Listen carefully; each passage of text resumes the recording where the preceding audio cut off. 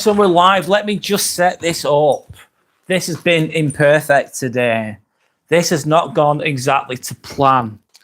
This has been fucking, let's say this has been a little bit frustrating. I am not good to go straight away. It's okay though. I am turning up imperfectly, of course. I'm just going to turn the ring light on. That'll help. Hopefully I can switch that on. There we go. That's a lot better, isn't it? Let me just change the...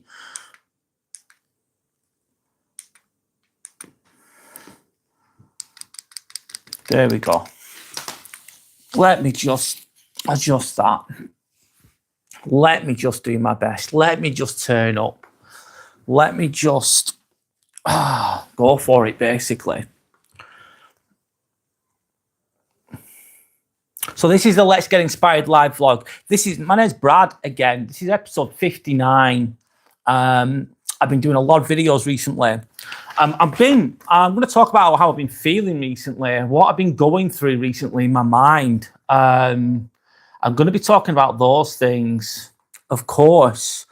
Things fucking, you try really hard sometimes. You're putting loads of effort in. You're doing your fucking best. And sometimes you don't see results straight away. You feel like you're going nowhere.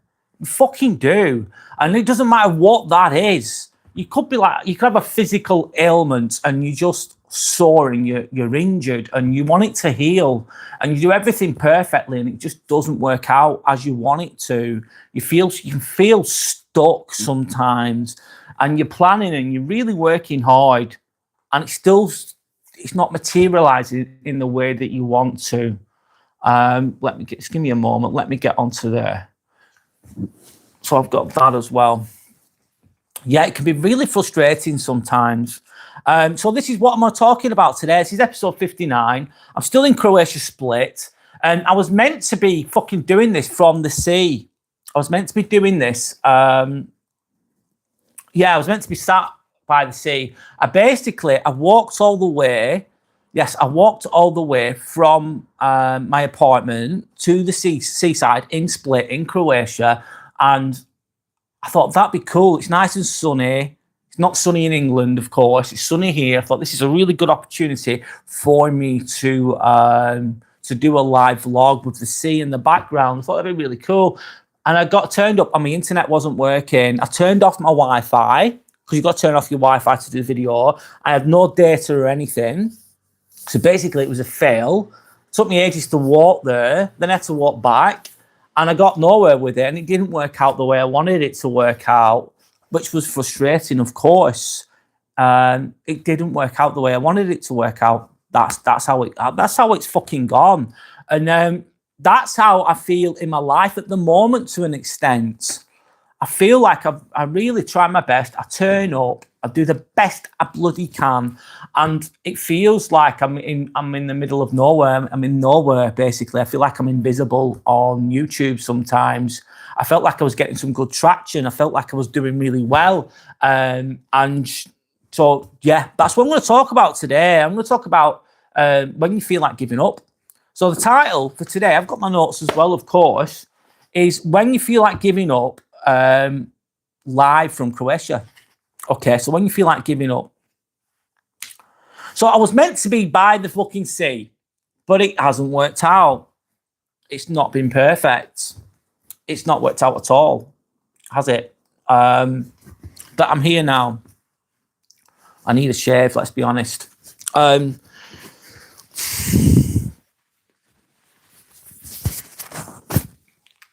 You can be in a beautiful place, but bad days can still follow you, can't they? Just because you're in a peaceful environment, I'm on holiday now, doesn't mean that you don't have personal struggles. It doesn't mean that you're going through things, going through tough moments. I'm going to put this in the group chat. Does anyone ever feel like just giving up?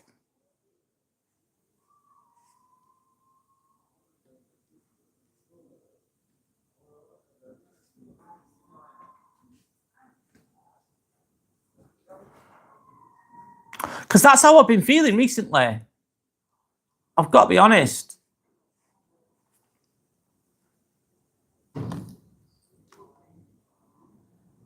That's how I've been feeling recently. And also, there's a lot of factors in there. Like, I'm on my own now as well. I've been turning up a lot on YouTube recently, but it's out of my usual routine. I think that's what's occurring. That's what's happening. I'm usually on at the weekends at a certain time. And I've recently come on holiday and I've recently been doing more lives. I've been turning up, but a lot of the times people probably don't know that I'm on, or they're just not, people will be at work, or there's other factors in there. Let me have a sip of water. I think that's what's been occurring. But she's frustrating. It's frustrating. Of course it's frustrating. And things don't always work out. You feel like giving up. You feel like, I'm fucking trying my best. I'm doing everything I can. I'm putting so much effort in, and then you're not getting any results. This happens in life, and it's frustrating. I feel it. I hope it conveys that. I'm conveying that with how I speak right now. I've had times where, God, you just feel like you're doing everything. Imagine, right, you go to work. You go to work, you turn up, you do a job. At least you're getting paid at the end of it. There's a bit of money, there's a bit of gold at the end. Not a lot of gold, but there's something. You see a result. You go to the gym, you do some weights, you lift some weights. You can usually see a little bit of improvement there. Makes you feel good. But my frustration is, this is woe is me. This is me having a moan. This is me complaining, I suppose. And I'm going to move on from this. I need to move on from this. But I feel like I've been putting in loads and loads of hours extra on here.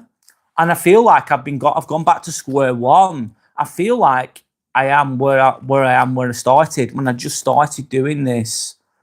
I feel like I've just started again, basically. I feel like I'm at the beginning again. I feel like I've got nowhere sometimes. I feel like, yes, that's how I feel right now. Might be a lot of factors in there. And it can make you feel like you just want to give up.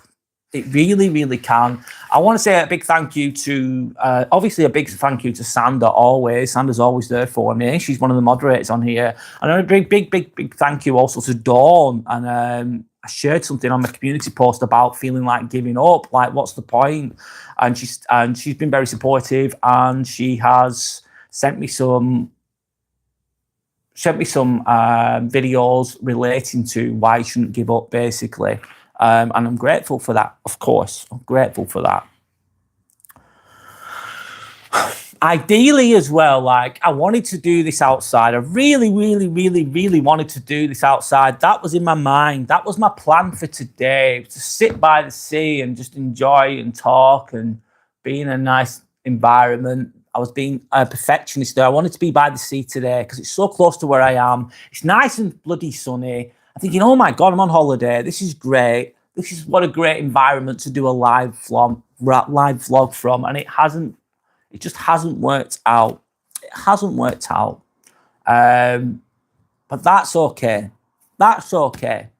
And so anyway, I'm going to keep talking. So I'm going to be open and honest about self-doubt. I have self-doubts. I talk about a lot of bloody, I talk about stoicism. I talk about determination. I talk about perseverance. Why do I talk about these things? Because it's stuff that I need to remind myself of. Stuff that I need to talk. Why do I talk about it? Because it makes me feel, I feel like I need it for myself. And obviously I do live by these things and I do apply these things, but I do forget. I forget as well. I'm human. I'm not perfect myself. I don't always get it perfectly right. I just don't. I don't always get things perfectly right. I'll have the knowledge. I think a lot of us have these wisdoms. A lot of us have this knowledge, and then it's basic stuff sometimes, but it's easy to forget. So easy to forget. And you feel like you're working, you're doing your best, and you feel like sometimes you think, I'm not getting anywhere. I feel like I'm fucking giving up. What's the point in me doing this? Why am I even speaking on here? This is what I think sometimes. No one's even watching me. Those thoughts go through your mind. Why am I bothering? Let's just give up. Let's just give up. And those thoughts, I think they enter a lot of us, even though we have those inner wisdoms, even though we know that we should apply ourselves, etc., etc. So that's what I'm talking about today. That's what I've been feeling myself today. I like to think that I've got a lot of experiences. I've gone through a lot of fucking shit in my life. Trust me now. I come from fucking nothing. I come from fuck all. I've been around people drinking. I've been around people that are drunk themselves to death. I've been around drugs. I've been around fucking hopelessness. I've been brought up in a fucking shithole. Trust me, being brought up in a shithole. There's no town called Darwin. No one's probably heard of it. It's near Blackburn. Where's Blackburn? Blackburn's not far from Manchester. It's run down. It's run down. Most people don't have any aspirations. A lot of people, they don't really do well in school. There's not that many job opportunities that are great in that area. Let's say that. A lot of people don't go to university. There's not much higher education expectations. I was brought up with the mindset of no point going to university, no point going to school. There's no point, Brad. I just thought I couldn't. One, I thought I can't afford it. I need to go to work. And two, I thought I'm not smart enough and I can't afford it. So therefore, I didn't do that for a long time.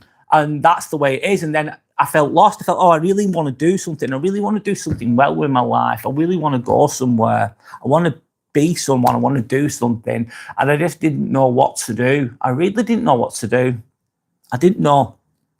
And that can lead you into taking drugs. It can lead you into doing other things that aren't good for you. Let's say, let me have a sip of water. And anyway, I'm ranting on today, but it's okay. I'm ranting on and I'm on my own right now. I'm literally on my own. Maybe I've got one person watching. But there's no one. It's okay. Everything's okay. Let me put a like on there. But yes, it's just difficult, man. And yes, the hard road will take you home. Yes, we all know these things. These battles that we have in life, fucking life's hard. It's fucking hard. Anything that's worth doing is difficult. Anything that's worth doing, most people quit. Most people don't last. Most people don't keep going. Most people take the fucking easy road. They don't go out of their comfort zones. They stay where they are. But therefore, you end up fucking stuck. They don't look at themselves. They don't hold themselves accountable. But you need to get somewhere. I'm having a rant today. I know I'm having a rant, but that's just how it goes.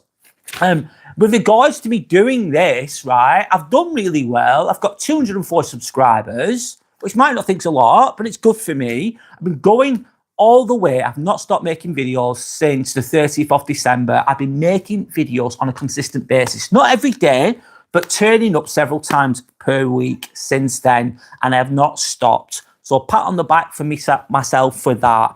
But what can happen is you can end up chasing the numbers, chasing the instant results. The world is full of approval junkies. I'll say it again. We all have it. I have it sometimes. The world is full of approval junkies. We're addicted to the likes. We're addicted to the instant gratification. We're addicted to those things. We want those things.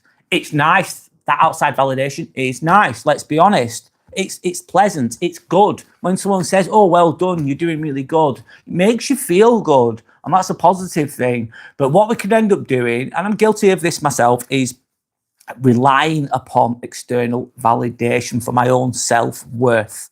Then you're at the mercy of other people's opinions. And what does that fucking mean? People's opinions are going to change. People's opinions are like the wind. 1 minute you're the fucking king of the castle. Everyone thinks you're amazing. Blah, blah, blah. They're blowing smoke up your ass. They're making you feel good. And some of those comments will be genuine and they're very nice and they feel really good. However, next minute, you could be the worst thing since sliced. You could be horrible. You could be a piece of shit. Someone could give you some negative feedback. And if you're reliant on other people's validation, you're easy to manipulate. You're easy to manipulate. You're easy pickings. Your self-worth is reliant upon people outside of yourself. But the real self-worth has to come from within. Do I forget these? I forget these things, by the way. Let's be fucking real. I speak about a lot of things, and sometimes I do mean what I say, and I try to apply what I say, but it doesn't always work out for me. I know it doesn't always work out for me. I fuck up. I'm still fucking up. I'm still learning. I'm still fucking learning. I'll never know it all. I'll never know it all. And even the simple things I forget. I've been forgetting it recently. I've been making loads of videos on here. I've been not getting as many views. It's been making me feel bad. And I've had to have a word with myself. I've had to have the emotional intelligence to go, oh, Brad, you need to learn from this. You need to grow from this. You need to work your way through this, let's say. I'm gonna have a sip of water. Obviously, right now, I'm going through, right now I'm speaking. And when you are speaking on your own, it's a lot more difficult, man. Fucking right it is. It's a lot more challenging when you're on your own, when you feel like you're on your own. And a lot of things in life you just got to take on your own as well. It's just the way it fucking goes. It's not always, there's not always praise and appreciation all the way, is there? So do I ever feel like giving up? Fucking so many times. So many fucking times in my life. Remember, I was a student, I'm a nurse. Basically, I work as a nurse. I'm a student, I'm a student nurse. I'm a qualified scrub nurse. I've done it for 4 years. I'm very good at what I do. I'm blowing smoke up my own ass, but why not? Giving myself a pat on the back. I'm really good at what I do. I've done it for 4 years. But before that, I was a student nurse. And honest to God, I remember in the first year, I was on a ward. It's shit working on a ward. Trust me. In a hospital, it's shit. Working on a ward, it's shit. I'll tell you one of the reasons why it's shit. I remember I was paying to be there. I was working my ass off, doing basic jobs. I remember someone had, like I had a bedpan. It's a bedpan, and it was full of urine. And I was carrying it, and it was like trying not to spill the urine. Obviously, it stinks. It smells of urine. I'm a student. I'm paying to do this. I'm actually paying to dispose of piss. At the time, that's how it felt like. And then I went to the sluice. The sluice is where you discard waste in the cleanest way you can. And I poured it all down, and it was absolutely disgusting. And there's other things in there as well that you don't want to know about. I'll say it again. There's feces in there. There's pee in there. It stinks. You're helping people, though. It's positive. They need help. They can't urinate. They can't go to the toilet on their own. But I think to myself, I'm a student nurse. I'm paying to be here. All I'm doing is moving piss. Why the fuck have I chosen this as a career? I thought to myself at the time. Why the fuck have I bothered? What am I doing? Do I feel like giving up? I felt like giving up. And then also you're thinking to yourself, you're trying to learn all these medical disciplines, etc., etc. You're trying to learn about medications. You're trying to learn about different. Sorry, I'm going on a little bit. You're trying to learn about different medical practices, etc. You're trying to improve your practice. You're trying to learn about the body, etc., etc., etc. As a student nurse, and then you're on a ward, and then some of the nurses, they're so busy, they don't have. Some of them are too busy to have time for you as a student, so they don't give you any time. You're just doing the basic jobs like changing beds. Like, why am I changing beds? I think that's what you think at the time. Why the fuck am I paying to come here, work my ass off, and I'm changing beds? I'm changing fucking beds. And then some of the nurses are rude. Some of them are lovely, but some of them are fucking rude. Not angels. Not all nurses are angels, by the way. They're just not. They're not. Some of them are lovely, though. Don't get me wrong. And some of them will try and teach you what they can. They're really, really, really good. But some don't want to know you because to have a student as a nurse, it's more work to teach you. So they don't want to know you, they'll ignore you. And that was happening to me at that time. And I thought to myself, why have I paid to do, I was paying to go to university. I was paying to be on the ward. I was paying to be a student nurse. I was carrying fucking buckets of piss and shit. And I was thinking, do I feel like giving up right now? Yes, I fucking did. And I did that a lot for a long time. 3 years of training I did. It wasn't all like that, but a lot of it was shit. And it was really, really difficult. And you're writing essays, you're doing whatever you're doing. Did I feel like giving up? Yeah, I did. Is it easy? No, it's not. Life's not easy. So no matter what you're doing, if it has a bit of value, there's gonna be dark moments in your life and you're thinking, why the fuck am I doing this? Why the fuck have I turned up? Why am I putting my time and energy into something and all I'm doing is carrying the piss and shit? And but I'm going on a little bit, but That's where you're in the dark. When you're in the dark place, that's when it's fucking difficult. Currently, I'm going through it right now on here. And you shouldn't look at the likes. You shouldn't look at how many you're watching. You've got to remember your why. Why am I doing this? You can't just be doing YouTube, for example, and think, I'm only doing this so I can earn loads of money so I don't have to work anymore. Who doesn't want that? Does everyone want financial freedom? I think most people in the world will go, do you want financial freedom? They go, fucking right, I do. Sandra says she's coming home. Hi, Sandra. She's coming home, no worries. Sandra, I've ended up doing the live from here. I wanted to do it by the sea because I'm in Split, obviously, Croatia. No worries. Come back. Come back. I'm here anyway. Hope that you're okay. Hope you enjoyed your moussaka, by the way. Changing topic there a little bit. This can happen to people in so many different scenarios, all like they feel like giving up. Like, I remember going back into my 20s, I used to take drugs, believe it or not. I used to be a chav. I used to hang around with undesirable people. Sandra's bringing me lunch home. Thanks, Sandra. Sandra's my partner, by the way, that anyone that's watching. Sandra's my partner. She's a moderator on here. And she's bringing me some lunch, which is lovely, but I'm not going to eat that yet. But thank you, Sandra. I remember being in my 20s. I remember taking drugs recreationally. I would take the drugs at the weekend. What would I do? I'd do amphetamines. I'd do ecstasy. I'd do ketamine. I'd do cocaine. That's enough, isn't it? I think I did quite a few different things there, and I did them for a long, long time. I'd always work, but I'd be out at the weekend and I'd sex like fuck, and it was fucking me up mentally and physically. It was not good for you. I had some good times, don't get me wrong. I had some fun. I was young and stupid, but it's not sustainable. It's not healthy. I was around toxic people as well. I was a toxic person as well, by the way. I was a dick. I was a fucking dick. I was a little monster. I was a little fucking monster. I'm all or nothing. I can go for days. I could go for 3, 4, 5. I remember doing 5 days session non-stop. Some people do more than that, which is like 5 days no sleep. 5 days no sleep. That was when I was at my worst. Oh, not good, not healthy, not very. I was neglecting myself. I hated myself. I was insecure. I was lost. Didn't know what to do as a job. Didn't know where to go in my life. I was fucking stuck. Felt stuck. And then what happens is you've got a circle of friends. I used to know a lot of people, acquaintances, but at the time they were my friends, let's say. They weren't really friends. We were all doing the same shared activity.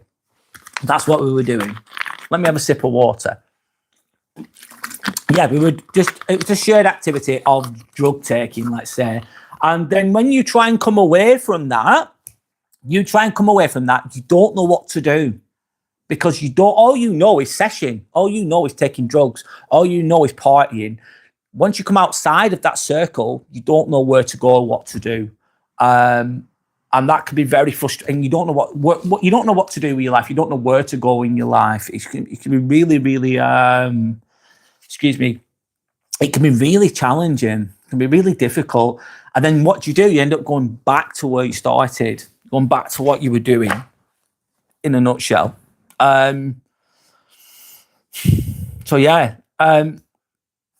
So basically, let me go back to seeking outside validation can mess with your head. It can really mess with your head.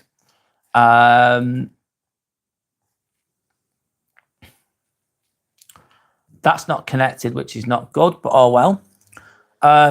What's I going to say then? Yes, so that's where self-doubt can come from, etc., etc.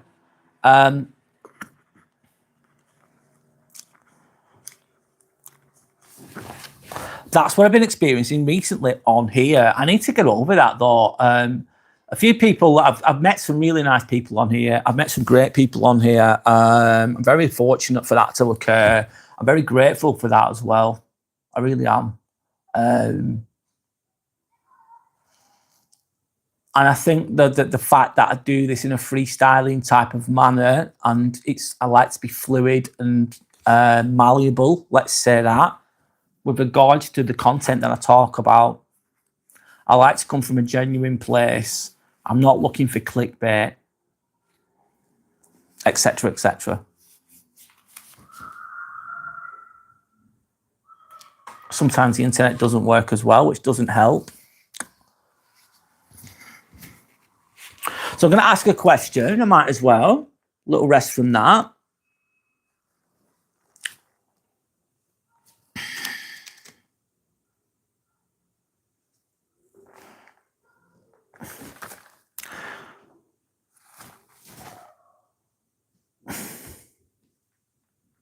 What has made you question yourself recently?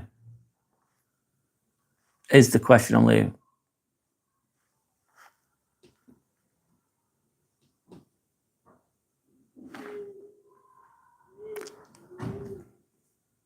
And I'm going to talk about those things now.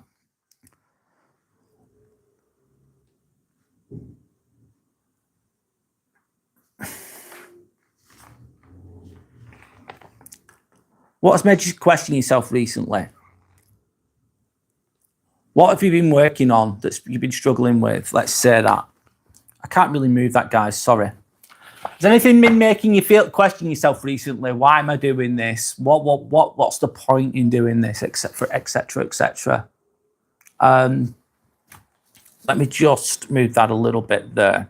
That's a little bit better, isn't it? I'm gonna have a sip of water, of course. What I'm doing now has been making me question myself recently. My choices. Put a lot of time and energy into doing this. This is not woe is me, by the way. I don't want to sound like that. And I'm not going to stay in this mindset for long. I get upset by things. I really try hard. And when I don't get the results I want straight away, I get frustrated. Yes, I do. Absolutely. I absolutely do get frustrated. So yeah, that's been on my mind recently. Oh, thanks, Sander. Cheers. Yeah, I appreciate that. It's really good. Thanks. Really nice. Is it? Sorry, changing subject there. So nice. Is it nice? Thanks. Thank you. Still warm if you need, but I know you're busy. I'm busy, yeah. So yeah, this frustrated me recently. Being on here has frustrated me recently. You put a lot of time and energy into something, and you think, oh, there's gonna be results. Like on here, you put the time and the energy in, you show up all the time, and because it's YouTube's a cruel beast, let's say that, and then the algorithm might not pick up on you straight away or whatever it is, and you don't get as many viewers as you want, or you feel like my growth has been a lot slower than I anticipated. I'm on holiday right now, meaning that I can turn up every day and create videos. I've been doing so much more than I usually do because I work full time as a nurse, which I was speaking about before. So when I'm working full time, I don't have the time. I don't have as much time and energy to do this. That being a nurse takes a lot of my energy. It's a lot of responsibility. It's the choice. That's my choice. I'm doing that because that's what I chose to do as a career. But it takes a lot of your time and energy. Therefore, not having enough time to do this. But I've been doing this a lot more recently. But why has it made me question myself? It's like I thought I'd get a lot more viewers or subscribers during that last week than I have done. But then you've got to think to yourself, right, okay, let's rephrase this. Let's think about this. Why are you doing this? Why are you here? What's the point of living? Why are you here? Why am I doing this? I'm here because I want to help people. I feel like I've got a responsibility to do that. That's one of the reasons why I think I'm on this earth. That's why I'm here. And if it's only helping one or two people, that's a win. And I've achieved that. I just have to remind myself of that. Some of my subscribers have really helped me as well. I try and help other people, but sometimes I need help too. I don't have all the fucking answers. I wish I did. And maybe I do have the answers, but I don't always apply them myself. It doesn't always work out that way, does it? That's being real. That's being raw. That's being honest. That's what I've got to be on here. I think you've got to be your real self on here to have a chance, as in my opinion. Otherwise, you're just speaking lies and bullshit, which I don't want to do. I don't want to be that guy. And I like to think that I've achieved that. I've at least achieved that. And I like to think that I've helped a few people along my YouTube journey. I have helped a few people, even if it's just a little way. But also the people that contribute on here have helped as well. They have their own experiences. They have their own perspectives. Not one size fits all with this kind of thing, with self-improvement, with growth. And growth is messy. It's not fucking easy, guys. It's not easy. It's not, it's not just, oh, nice easy climb, get to the top, everything's nice and bonny, perfect.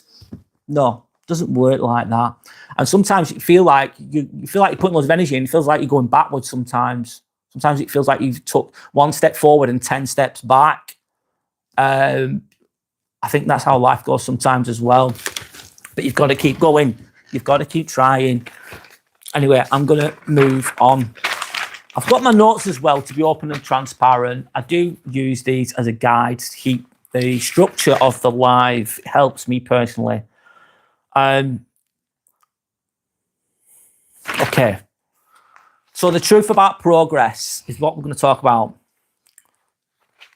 I'm going to just bring that off. What does progress mean to you is the question. Everyone's version of success is different. Everyone's starting life is different. You could have someone who's had a really shit childhood, they've turned to drugs, and it's really fucking their life up, but they still manage to be a kind person through it all. That would, to me, even if that person is still taking drugs, for instance, but they're actually a kind person, they don't hurt anyone else, to me, that is success. One moment. What does progress mean to you? I'm going to leave that there for people to look at, for people to watch. One moment. Just so people know what I'm talking about. Hi, Yorick. How are you? How are you doing? I'm just trying to put this into the Q&A. How's life, Yorick?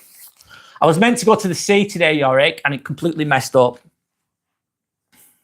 My Wi-Fi wasn't working. It would be more visible rather than the curtain being visible. Thanks, Sander. Oh, it's crap, innit? I know. Or, yeah.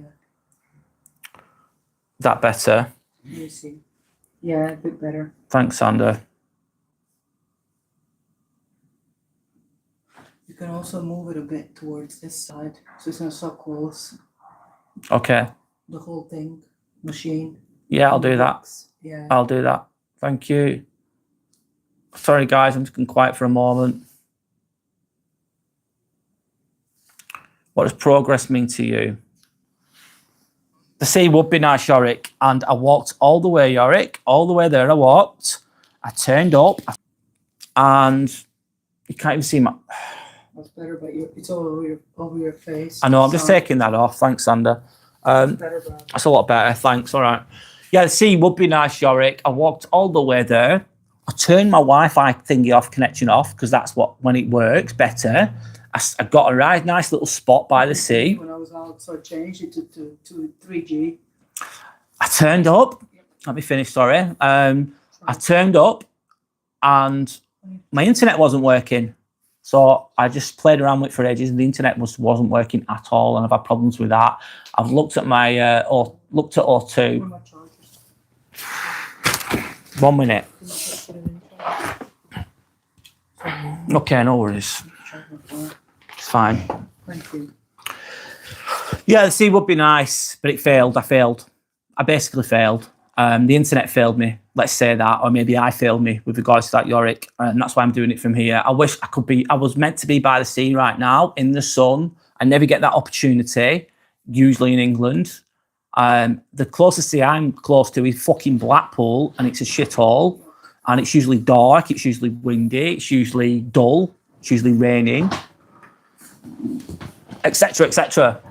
So I thought, oh, this is a great opportunity. That'd be great to do a live from the sea. And the internet just wasn't working. I played around with it for ages and it's not worked out. So that's why I'm doing it from here. It is what it is, as they say. C'est la vie. So the truth about progress. Growth is slow, that's real. Growth is slow sometimes. Sometimes you'll have growth spurts, won't you? Think about growth as well. Think about when a young when a baby grows, when they're growing and they have, when they're growing the teeth and it hurts, teething problems, the teeth are growing through the gums. They're in fucking pain, basically. That can be difficult, can't it? Of course. What else? Growing pains. Just when a young person goes through puberty, when they go through puberty, again, growing pains. Growing's painful. It's fucking painful sometimes. Not all the way, but a lot of it is. Sometimes growth is slow. Sometimes growth, you don't feel like you're growing at all. Like, I do this and I do these lives and I'm thinking, oh my God, like, there's no one watching. And I compare it to other people and like, they'll have so many more people watching. They'll have so many more people commenting. And you feel like, oh God, I've been doing this for so long. And especially when you've had previous success as well, you've had previous success and you usually get a lot more views because we're doing these lives at one point. I was growing a lot in July, August, around then. I was getting loads of views and then all of a sudden it's just fallen way down. And it can be very discouraging. Let's say that. I don't want to be in that mindset for long. I'm not going to be in that mindset for long. I'm not going to allow myself to be there in that kind of mindset for long either. I don't think that's a healthy place to be. Let's say that much. I think you've got to move through these things. But growth can be slow. Sometimes growth, you can feel like you're not growing at all. Feel like you're not getting anywhere at all. And you just get very frustrated and upset by things. That's what happens. That's what can occur.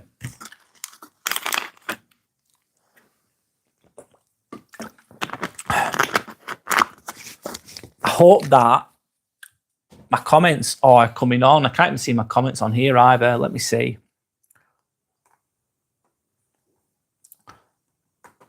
I'm at the mercy of technology today, I think.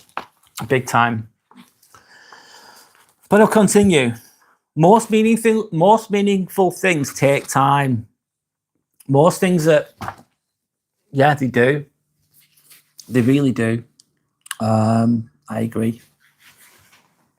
I'm just going to try and sort this out. One moment. I'll be quiet for a moment.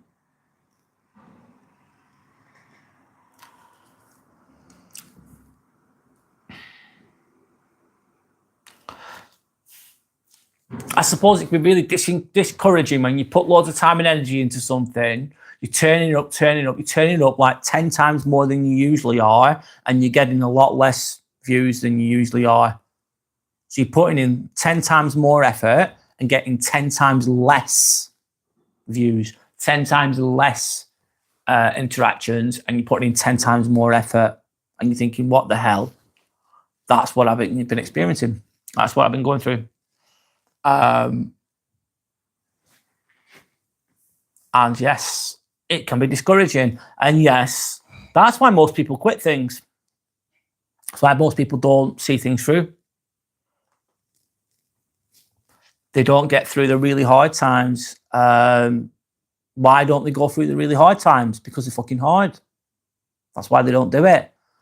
And it's all good and well going, yeah, I can go through the hard times. When you're feeling good, when you're feeling healthy, when you're feeling rested, when you're doing well and you're successful, it's really easy to sit there and go, yeah, you can just get through the hard times. Don't you worry, it'll be fine. Don't you worry, you can get through the hard times. When someone's in a good situation, it's easy to say. You get some people, not all, you get some people and they're influencers and they're doing really well and they've worked really hard and fucking kudos to them, they're successful. But some of these people are millionaires, okay? It's like a millionaire, right? Millionaire doesn't have to work. The millionaire, let's say they make YouTube content and they talk about a lot of good things about yoga. They talk about spiritual things. They speak about how being a kind person. They speak about all these positive things. However, they're not going through the shit. They're just fucking what they're doing. They've got a nice, comfy life. They live in a nice, comfy house, away from all of these people, toxic people, hot, and they've got a really nice, comfy life, and they're telling everyone else how to live. I don't think that's realistic. I don't think that's realistic for most people. I'm not saying what some of these people say can be truthful or good. Of course they can, and can they be utilised? Absolutely. But I'm not saying that everyone that says these things is in that situation. But some people are. They tell us to, eat this, eat that, eat these things, have this, have that, do yoga every day, do this every day, do that every day. And it's like, that's not always practical for most people. Most people work full time. One, they don't have the time. Maybe they don't have the resources to do those things. Maybe they can apply some of those things, of course. But I don't think it's always practical or doable. No, it's not. Going on a bit on that, but that's all good and well. So yeah, most meaningful things take time. They do. They take a lot of effort. The internet's not working. I've had problems with the internet today. Let's just say that I've had problems with the internet. I've planned as well as I can, and sometimes you've got to make the best of what's in front of you, and that's what I'm doing right now. That's the way it goes. And yeah, basically, there's ups and downs. Growth is not always easy. Growth is not always linear. Growth is not always straightforward. I'm speaking them. Yorick is making homemade mashed potatoes. Very nice. Changing topic, that's fine. Making mashed potatoes. Cool. What are you having with the mashed potatoes, Yorick, is the question.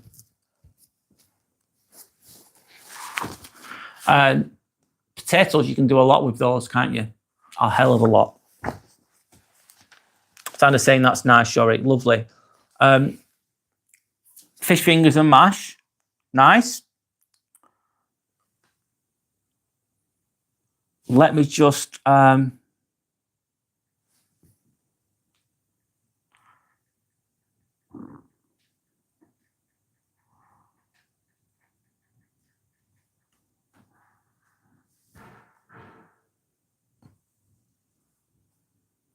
that's failing me a bit as well. I'm not even going to put that up there.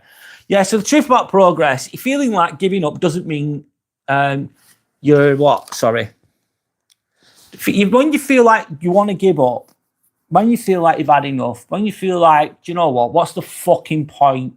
What's the point be putting barriers in place? What's the point in sticking up for myself? These cunts keep coming back at me. These rude people in my life, they keep coming back. The fucking I'm putting all these barriers in place. It's not getting me anywhere. They're still being rude to me.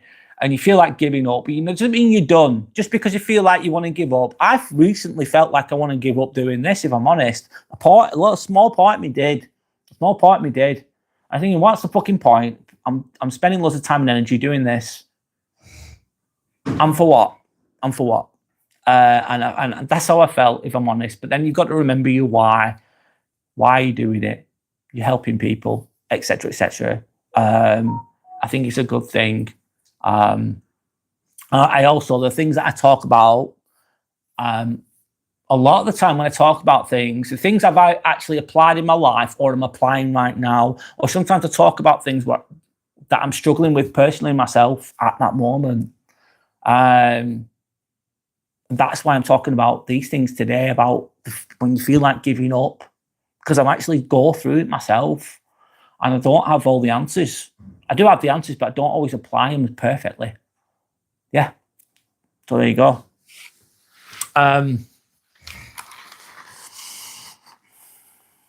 So feeling like you're giving up doesn't mean you're actually done, though. Just because you're feeling a bit shit, just because you're feeling down, doesn't mean you're done.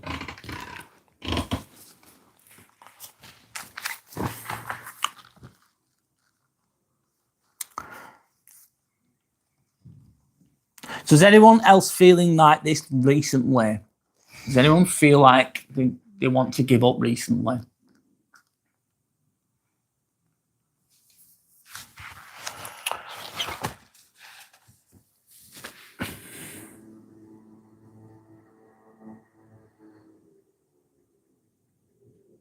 I'm going to try and type this in, but it covers my face.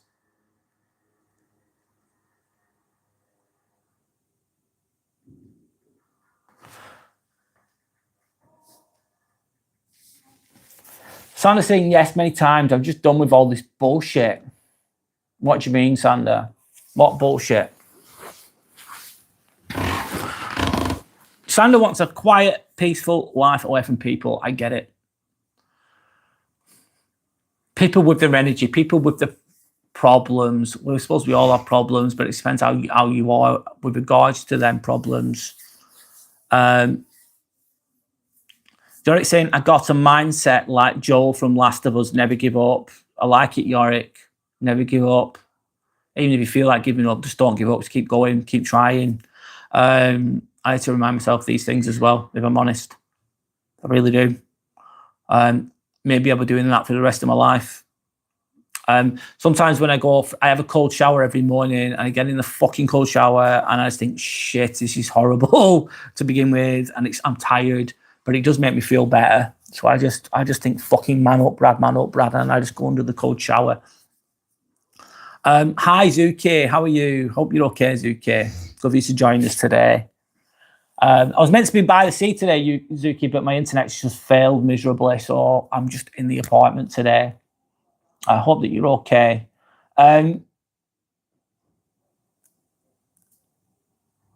So you're saying, but I sometimes see the thing like, what's the point? Yeah. What's the point? That's what you think. Yeah. I feel like I've got nowhere. I feel like I'm going nowhere. I think this is not working out. What the fuck? It's annoying. It's frustrating. Yep. That's been real. But just crack on, as they say, yeah. You've got to think, why am I doing this? What's the point? And it's, yeah. Yorick saying hi to Zuki.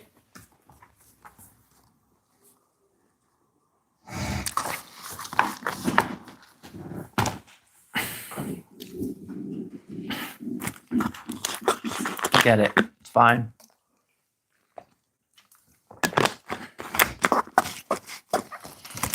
I wish I could go for a walk right now outside, but I can't. I wish I could. I really wish I could. How's life, by the way, Zuki? How's your back feeling? Sorry if I keep asking you the same question. How's the pain? How's the energy levels? Zuki saying, yeah, I say, what's the point to myself most days? Honestly, yeah. I bet you do. Bloody hell. Me too. Santa says, me too. Fuck that shit. Fuck that shit, she says. Yeah. Yeah. Too tired. Yeah. I get it.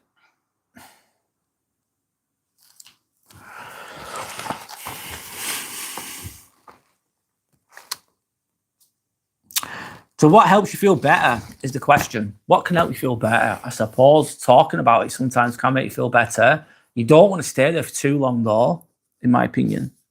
You're in a proper slump today, honestly, feeling a bit miserable with it all. I'm really sorry feeling that way, Zuki. Trying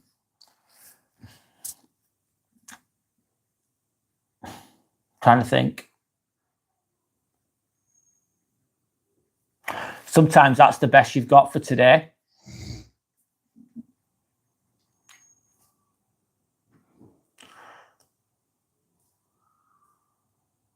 Santa saying, Zuki, I'm with you, LOL. Life can be annoying. Yeah, it can. It can feel like, what's the bloody point? Blah, blah. Yeah, yep, it can. I feel like no matter what I do, I'm still in the situation that I'm in. No matter how hard I try, I still feel like the situation that I'm in. Therefore, the frustration comes with that, and it's just getting through. That's the hard bit, isn't it? When you're feeling healthy, when you're feeling fresh, when you're feeling great, when you're feeling strong, when things are going perfectly your way, you feel like you're on the crest. Is it the crest of the wave? You're on top of the wave. Everything's just going really smoothly and amazingly. It's easy to say those things. Oh, you'll be fine. Just get on with it, kind of thing. Yeah, whatever. But when you're in the bottom, when you're at the bottom of it, when you're going through the shit, when you're really feeling it, when you're trying your best, feel like you're going nowhere. Feel like you're 10 steps forward, 20 steps back. It's like, fucking hell, I thought I'd gone forwards and I've gone fucking backwards. That's when it's difficult. That's when it's real. And if you're tired and your energy's not great, or you're in pain, or whatever it is, that's when the grit is needed. And that's where appreciation can really help. Or at least, yeah, problem shared is problem halved type of thing. Sandra's saying there's a lot of beautiful things though in life too, Zuki. Yeah, there is. It's just finding little fucking crumbs of whatever you can. Finding little bits of beauty in whatever you can as well. Excuse me, sorry. So that can mean if you can walk by the sea, happy days. I was trying to do that today because I don't usually get to, but it didn't work out. I got to walk by the sea though, physically, but I didn't get to do the video. I didn't get to the video I wanted to do. This is not a big deal, by the way. My problems are probably tiny in comparison to others. But I think as well, we all get annoyed by things and different things upset us. And I know some people's problems are bigger than others. However, I think it's good to have the emotional intelligence to acknowledge those things and go, do you know what? This is annoying me. I think, right, this is annoying me. This is making me upset. And it's okay. That's okay. And it's good to express those things and work through it and try and find a solution, no matter how small or big they are. It's good to have the emotional intelligence to recognize those things. I think that, sorry, I'm going on a bit, but there you go. Trying to say most involve not having to work a lot for me. LOL. Yeah, not having to work. God. Yeah.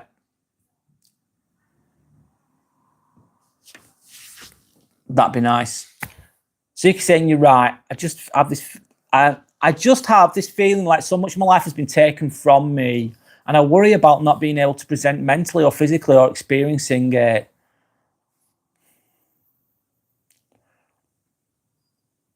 Yeah, you can't do the things that you used to be able to do. You're restrained in a way. It's holding you back physically. I try to picture future me looking back at these struggles. I like that. Visualization there, basically, and thanking my younger self for staying through it. Yeah. Sometimes it can take time as well, like a long time, man. Things can take a while, can't they? Sandra's saying, Zuki, you have a whole life in front of you and a solution coming for your health issues, Zuki. I believe that. I believe that too, Sandra. Patience is a fucking virtue, and patience isn't always easy, though, is it? Easy to say, harder to apply. Yeah, sometimes you just got to have patience and faith, I suppose. Zuki says thank you to Sandra. Sandra says, Zuki, it will happen for you, I believe. Yes. In time, yes.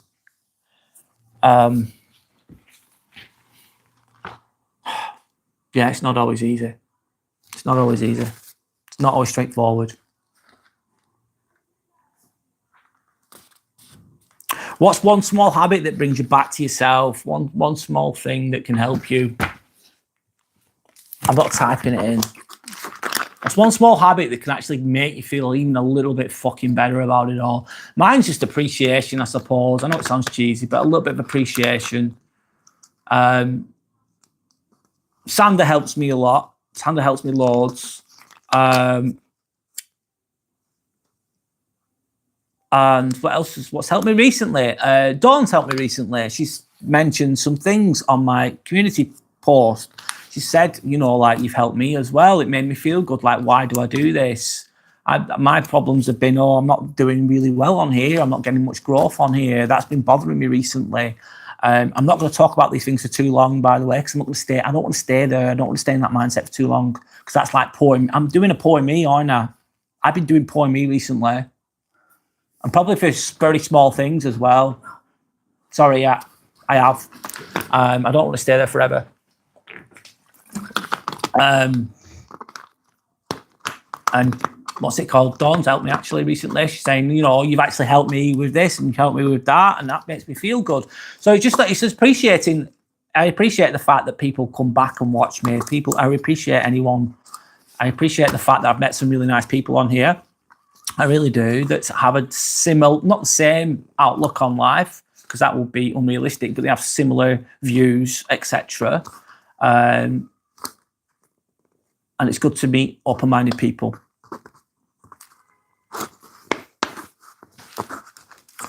Sam says, you helped me too, Brad. Oh, thanks.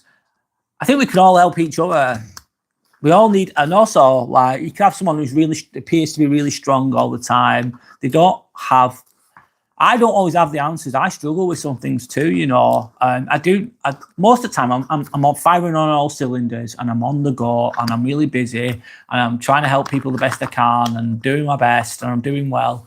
But then I have all the advice in the world for others. But sometimes, I don't even always follow my own advice. Sometimes because I'm human, and sometimes you feel down, even though you've got the knowledge and the wisdom in there, you don't apply it to yourself. Sometimes that's being real. That's being realistic.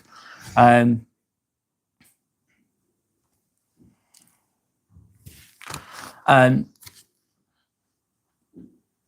yeah, it's cool. And Suki saying, I appreciate this channel and this community a lot. Thanks, Suki. That means a lot. It means a lot. Makes it worth it.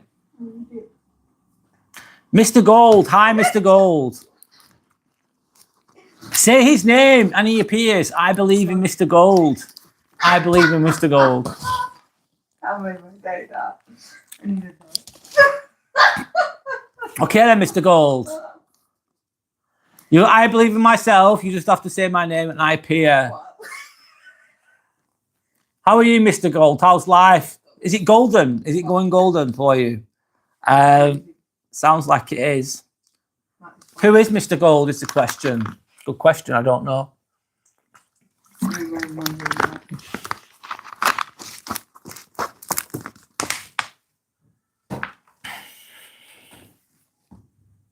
Sonia's laughing. Finds that funny. Oh, I needed that. Stupidity.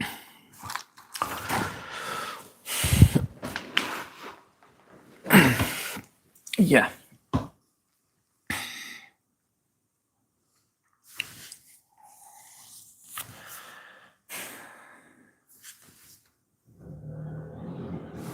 I've gone quiet for a moment.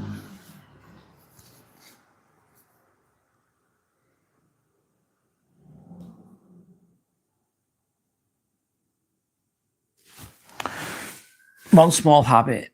Let's put.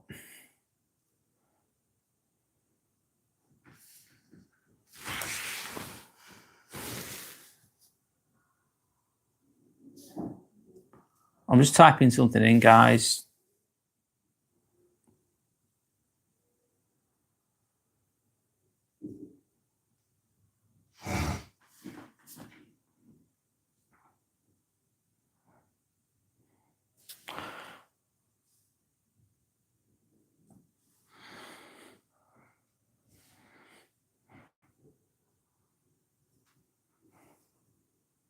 The problem is as well, I can't really get that. I don't want that there. That's fine. What's one small habit that brings you back to yourself is the question. Okay, you don't fucking need that. Because they love me in London and Paris and Tokyo and America. You worldwide renowned there, Mr. Gold. We'll go with that. America, Scotland and Canada and Mexico. What about the North Pole? What about the South Pole? Have you been there? Come on, everyone, say it. We believe in Mr. Gold. Okay.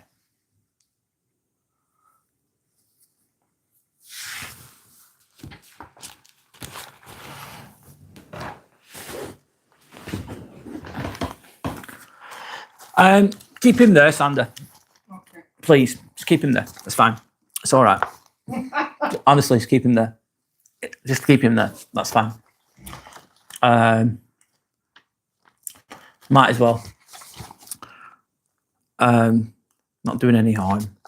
I don't think so anyway.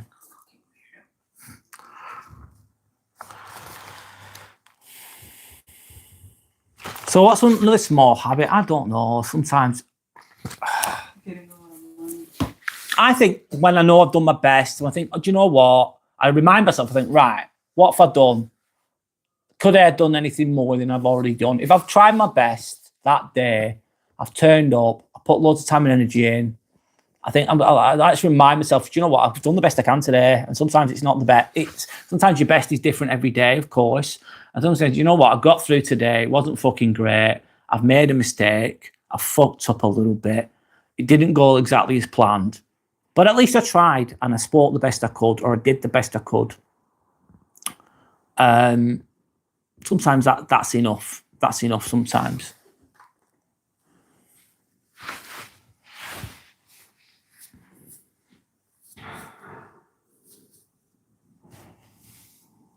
What's your name, Mr. Gold, is the question. I'm going with that today. That's his channel. Wrestling. Female wrestling. Does Mr. Gold have his own channel? So, you give me a round of applause. It's all good. So, right. So basically, the community strength. This is what we've been going on about a little bit today, isn't it? This is why we do these lives. So none of us sit alone with this stuff. So we're not sitting on your own with this stuff. It's like, do you know what? Actually, problem shared is problem halved.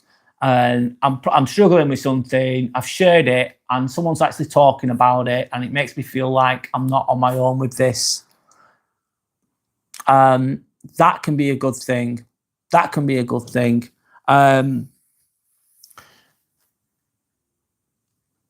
So a lot of the time, people can feel alone with the problems and with the struggles, and maybe they are alone in a lot of ways. But if you can share those things in the community, it can make you feel a little bit better about the situation.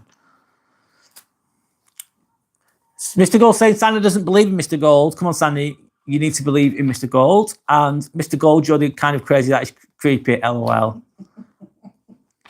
Sandy saying that she spelled believe. Okay, there we go. Amazing. There we go. So I'm going to reflect on how people help each other. I think I've already spoke about those things a little bit. I think when you share your issues and stuff like that, Zuki says a lot of wise things. So does Sandra, so does Dawn, so does Yorick. And there's other people that do that too. Sharing your thoughts, sharing your feelings can really help others as well. Yeah, it can be a really good thing. Oh, fuck me. Mr. Gold's still going. That's fine. I'm still going. I'm gonna have a sip of water, of course. What the fuck? I've not. What have I done today? Come on, whatever. I've not eaten today. I'm fasting today. I will eat at some point though.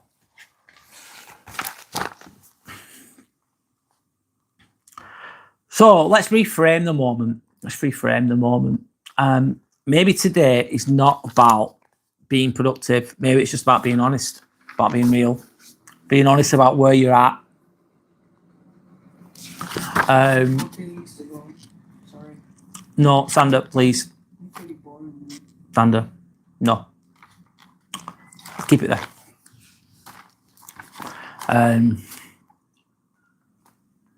Do you know what, with regards to algorithm? Yeah, so it's okay. That's where we're at. It's all about the algorithm, Mr. Gold. So yeah. Keep me there then. Yeah, pretty much. So maybe today isn't about being productive. Maybe it's about being honest. What do I think about that? Let me think about that. Let me rephrase that. Yorick's asking, Mr. Gold, where's my Mr. Silver and Mr. Bronze? Good question, Yorick. Very good question. Mr. Gold, where is Mr. Silver and Mr. Bronze? And Mr. Nickel, of course, we've got to throw in Mr. Nickel in there as well. Because, or Mr. Copper, going down all the metallic gradings. Sandra says that she's Mrs. Silver. I'm God, we're talking rubbish here, aren't we? Mr. Tin, I prefer Mr. Tin. Mr. Tin is great.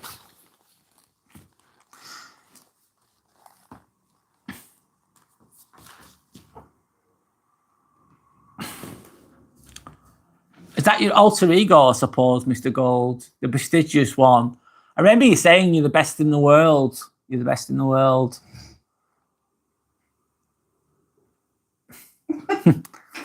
Sandra's saying, throw your motherfucking hands in the air and say, I believe in Miss Silver.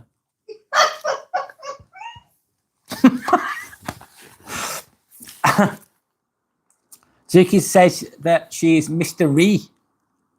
What's Mr. Ree? I don't know. Yeah, okay then. I'll wave my hands to that.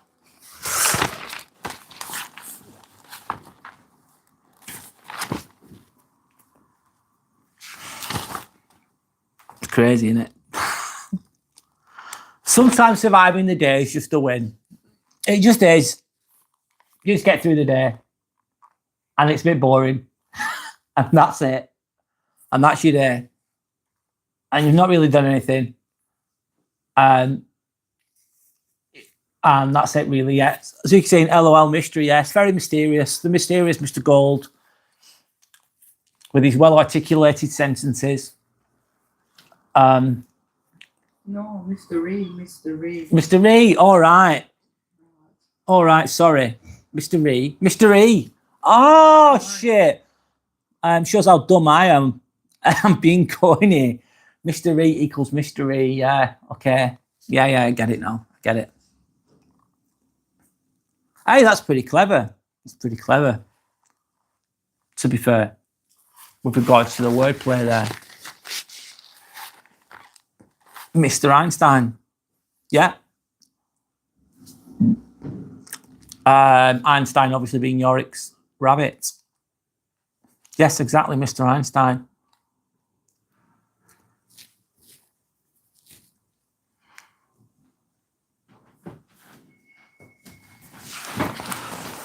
But I'll just talk a little bit about this more, and then I'll just crack on with whatever.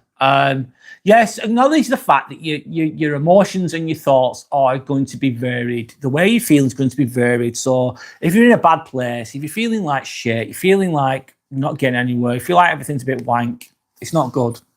And that's okay. Acknowledge it, own it, accept it.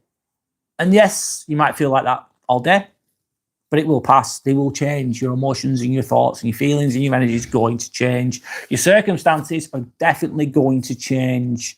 Sometimes for the better, sometimes for the worse, or whatever. Things are always changing. I noticed here in Split, I noticed it back home as well. Me and Sandy were walking around going, oh my God, that business is not there anymore. That business has changed. Everything's always changing. The only thing constant in life is change, which is good and the bad, of course. So your circumstances aren't always going to be the same. You feel like you're stuck, you feel like you're not going anywhere. Maybe at the present moment that's true, but in 6 months or a year, that can completely change. Like I work as a fucking nurse, I work as a scrub nurse. My life was so much different 20 years ago. So fucking different. My circumstances and the way I am as a person is so different. I'm just going to use Zuki's age. Zuki is 25 years old. Young, and when I was 25, my life was so much different, Zuki. So much different. I'm 43. God, it's nearly 20 years since then. 43 now. Yeah, it changes. It really does.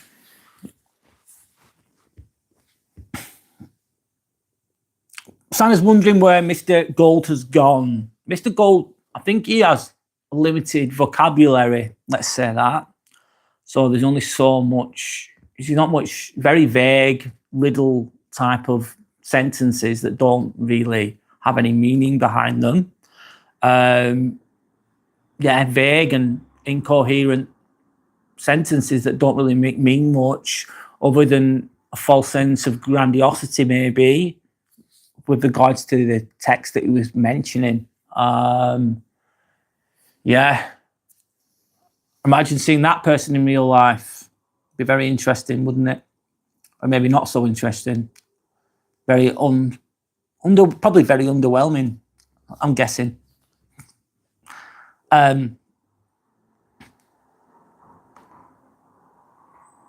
Seems to have a big ego. Yeah.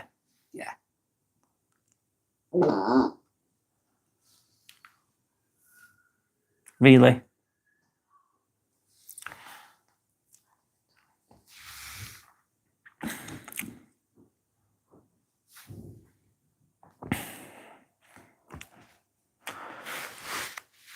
Must be very confident and full of it.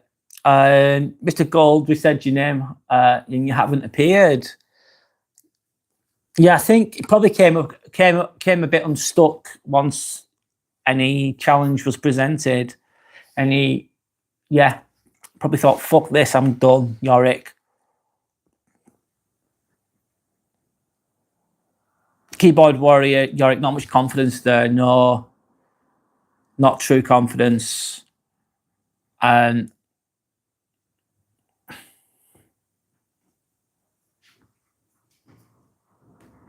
what was that sound Yorick mentioned?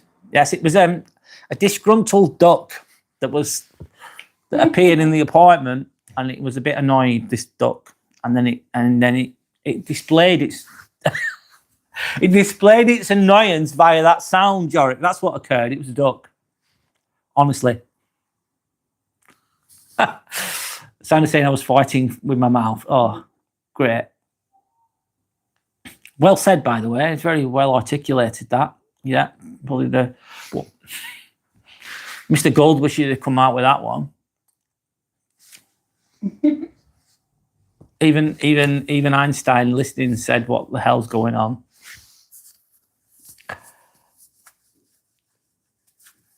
That was Gold coming out. No disrespect to Mr. Gold. I suppose when you don't want them there, they're there, and when you do want them there, they go away. They run off. What about trolls? Let's say. I don't think Mr. Gold was nasty, though. To be fair, he wasn't. That's why I thought your sound made him disappear. That's why I kept him there. To be honest, I thought you're not being horrible to anybody. You're just being a bit strange. Hence the reason I thought just stay there, of course.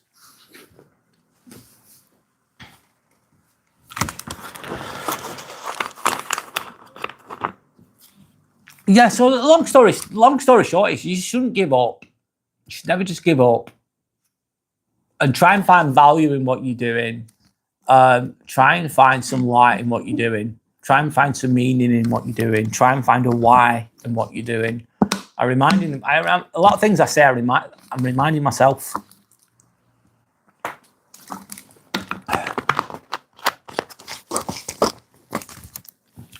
And also be wary of, like, in my opinion, like some people seem to have all the answers. They communicate very confidently. And some of those people are coming from a good place and a genuine place. And some of those people are full of shit. And especially some people feel like they've got all the answers and they're perfect. That's always a red flag. A bit egotistical and overconfident. I would say arrogant. Just arrogance. Yorick, that person was displaying just Mr. Gold, yeah, it was false sense of self, really, grandiosity, that type of thing. Just trolling, probably, yeah. And suppose if you're going to do it, you want people to be annoyed, I suppose. So I'm saying I find my brain being on holiday too, yeah, snap, slowing down a little bit. I'm not sharp as I usually am, if I'm honest. That's what stress can give you a little bit. A little bit of stress can be good. A little bit of pressure can be good.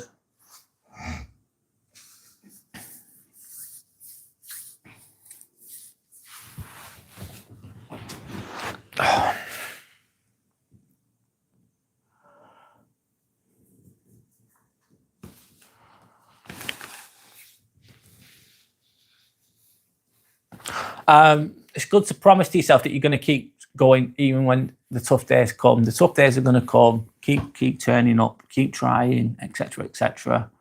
And that's pretty much my little thought, really, I suppose.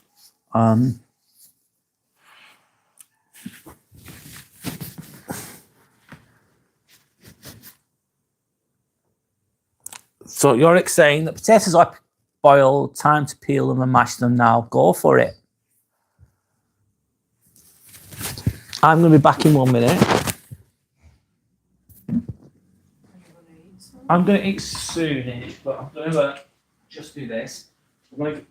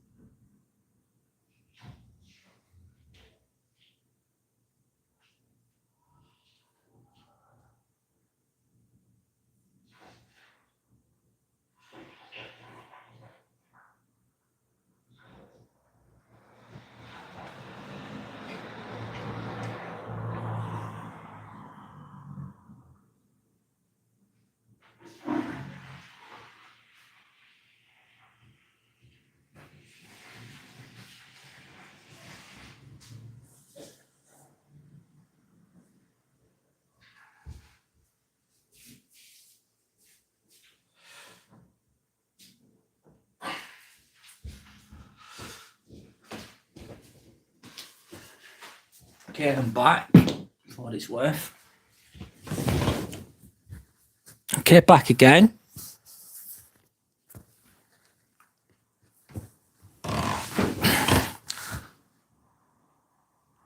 Which is the best butter in the UK? Good question. The popular one would be Lurpak, wouldn't it? Is it the best though? No. Sandra's saying no. One moment. Just plug that in.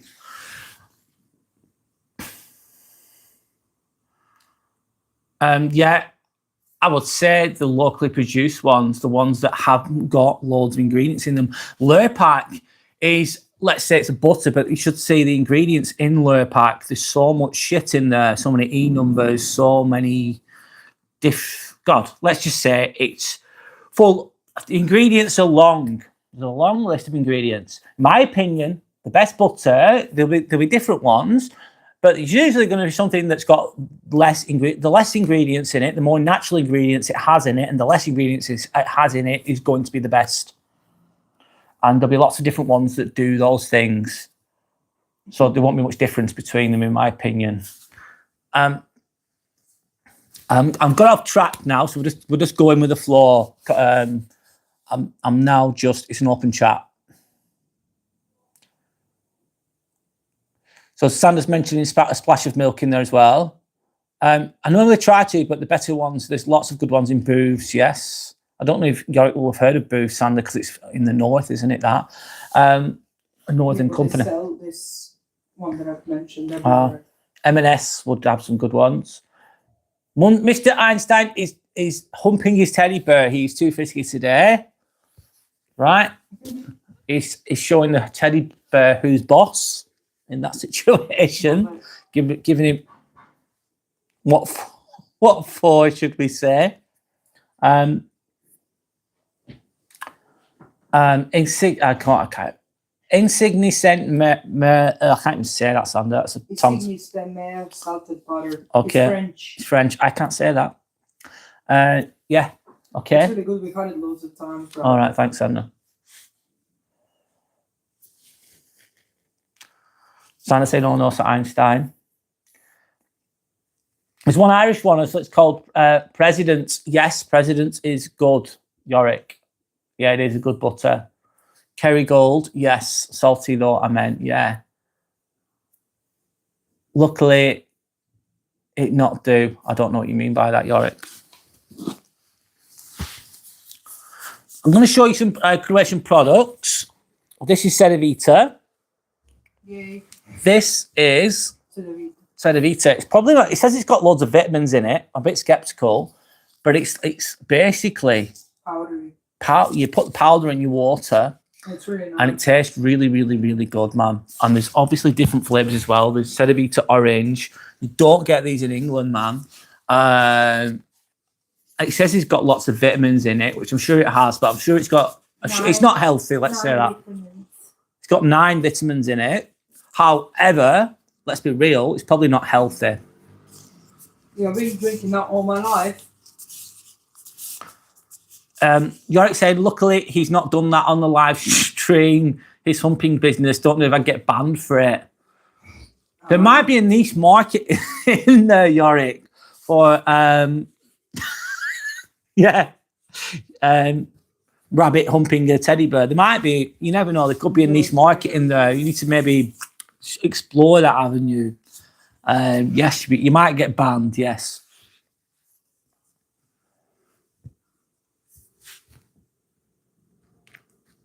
I put open chat on here.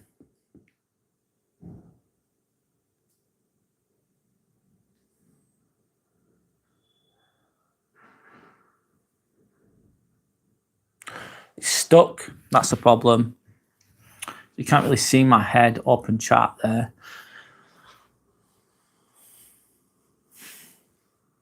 People be watching like, yeah, what the hell's going on here?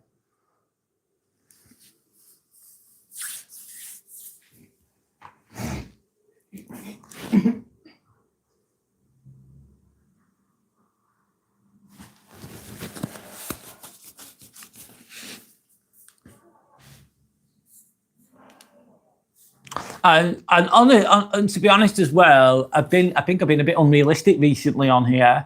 I've been doing live vlogs at random times during the day, sometimes early morning or now, whatever, and it's not prime time. For most people will be at work. Also, I used to just do the weekends mainly or evenings when most people are going to be in using the phones. So that's going to influence your viewers, isn't it? Of course. So I think I've been very unrealistic with myself recently. It's not a big deal, by the way. It's just me expressing my thoughts. Sandra's getting popcorn out for the live, rabbit humping a teddy bear, which is random.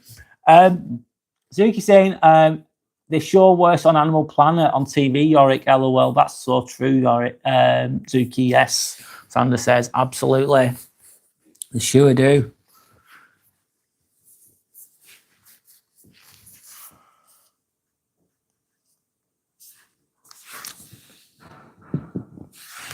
You know what I'm saying? Yeah, it's like sometimes I do live stream at 11 p.m. at night and get no viewers. Yeah, been there. It's a lot more difficult when you do it on your own, when you talk it. Oh, that to me is really difficult. Like, in my opinion, Yorick, when you're on your own and no one speaking, just you, no one watching, and you're doing a live stream. That takes a lot. That is really difficult, in my opinion. Yeah. So it's like sometimes I do live stream at 11 p.m. at night and do get no viewers. Yeah, that's just how it goes, Yorick. Absolutely. I sometimes feel like am I being too varied as well? Am I doing? Am I being too broad with what I'm talking about? Am I being too? Yeah, maybe. Maybe I am. Maybe I'm not. Depends which way you look at it, doesn't it? I suppose, though, it's just good to create something. It's good to talk about things that have meaning and hopefully help people to heal and grow through a collective consciousness, really. That's a win in itself. I think recently I've been to an extent, I've been three-dimensional thinking, low vibrational with my thoughts sometimes with regards to feeling, I suppose, upset or insecure about certain things. I think it's just good to acknowledge those things and then learn from them. That's called emotional. It's kind of like emotional intelligence to an extent.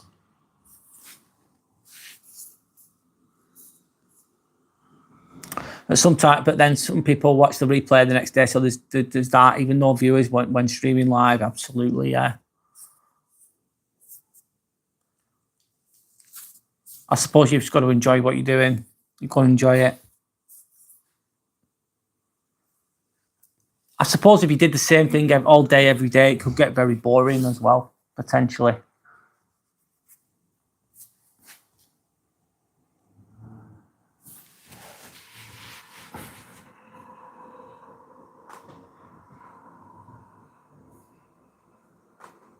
I'm just sorting the settings out on here, which keeps playing up, but it's okay.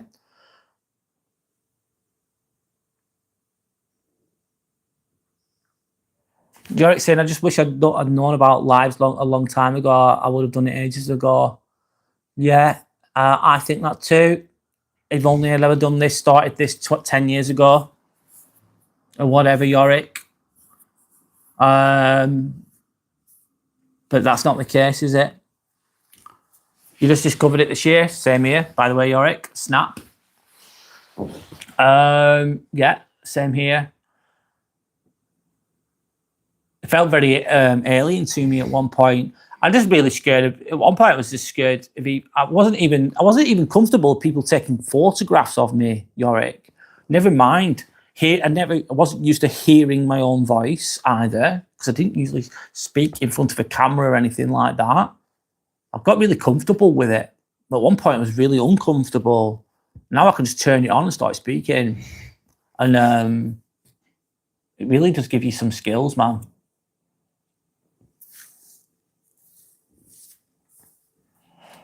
I wanted to do it years ago, but I put myself off, too self-conscious, if I'm honest, to even start. Really, that was a hurdle I needed to overcome, which I did.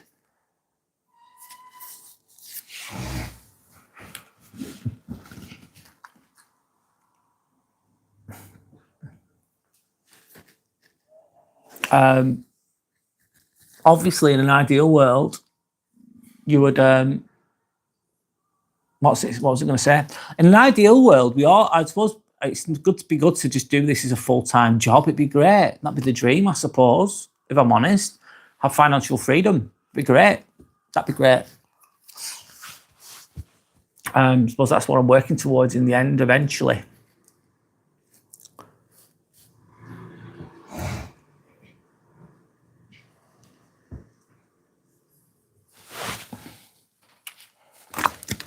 I think a lot of people have a misconception about YouTubers and about how most people are. Most people don't become monetized. Most people give up. Most people don't see it through for that long. Most people find out that it's very, very difficult. A lot of people think that the naive. At one point I thought this for all YouTubers. They make loads of money. They don't even have to work properly, etc., etc. It takes a lot of time, a lot of energy, a lot of work. And a lot of people don't do that well on here. They really don't. That's the truth. That's the truth. I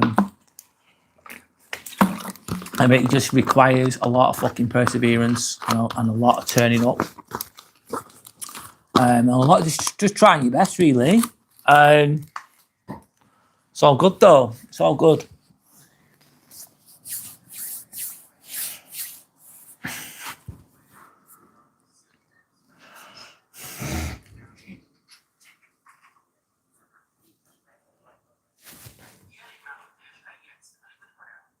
I'm just being quiet for a moment, guys. Turn it off, turn that on. It's all good.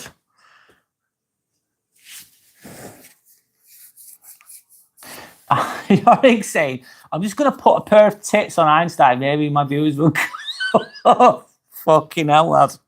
Yeah. Get a nice pair of gigantic jugs of joy. Get some, and just get him sat up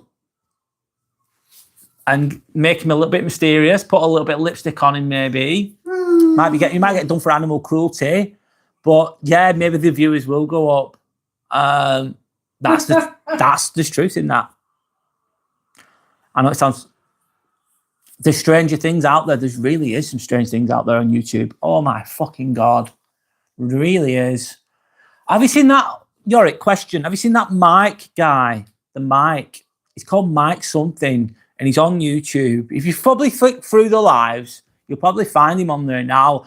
And he seems like a quite intelligent guy, but he lives in hotels. It's called Mike's Millionaire something, and or Millionaire something it's called.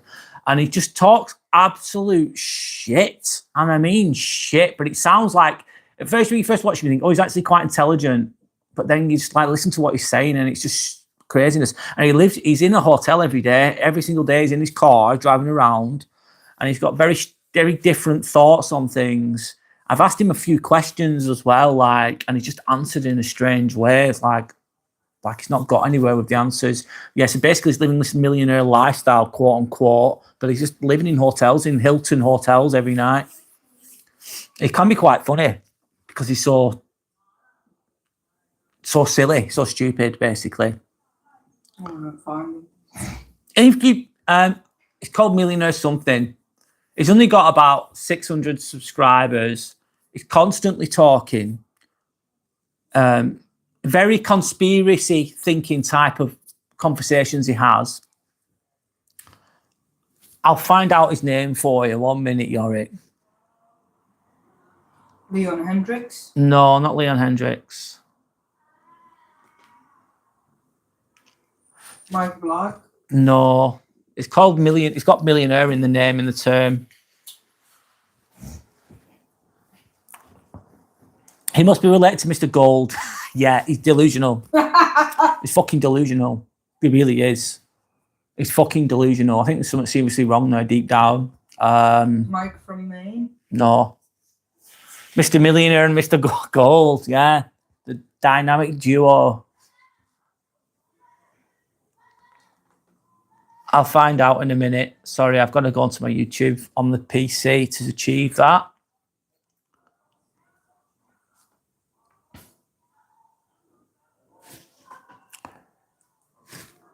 He's on all the time as well, constantly on all the time. Doesn't have anything better to do. No, he doesn't seem like he works. Thinking out, I've asked him, said, why do you live in hotels all the time? And he said, it's all because then they won't be able to catch me or they won't be able to find me. Like, who wants to catch you, mate? Who gives a fuck about, it's just craziness. Thinking, why do you live in a hotel all the time? It must be very expensive to do that, to live in a hotel every day. He must have the money, I don't know. I'm thinking, what do you do as a job? I've asked him and you never get an answer. And I'm gonna find him in a moment, sorry.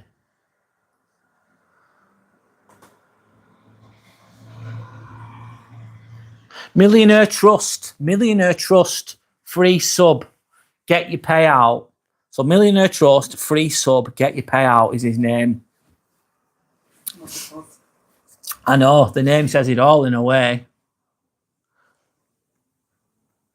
I found him. Sanders found him. Enjoy. And the comments are just funny. People just take the piss out of him all the time. Mr. Millionaire Trust, yes. Yes, he's I think he's a troubled young man, he appears to be, in my opinion. It looks weird. And he'll like ring up the head of Hilton like a manager and complain at them because the price has gone up. It's just silly. It's stupid, basically, a lot of it. You're saying, do you think you could constantly be live? I couldn't do that. I think I could, Yorick. Do you know who he reminds me of? Sorry, out of Only Fools and Horses, Mickey. Mickey from Only Fools and Horses reminds you of. Yeah. He looks like Mickey. Yeah, you should listen to his. You'd enjoy the. If you want to laugh, it's stupid. It's funny. It can be funny. I'm looking at him on a first-class train kitchen. Yeah. I can turn. You're like saying, can you turn it down a bit? Sorry. Thanks. Showing people you what you're eating, what you're reading, where you're going. Yeah, I think it can be too much. I haven't thought that today. I should have filmed it. It can be too much. Yes. Recently, at the moment, I'm on here more, Yorick, and I think I've lost. I used to have structure, and then I'm like, is that working? I have a lot of structure usually, and I've gone off on tangents recently because I've got the time to do it. But usually I wouldn't be able to either. I wouldn't be able to be on it for hours.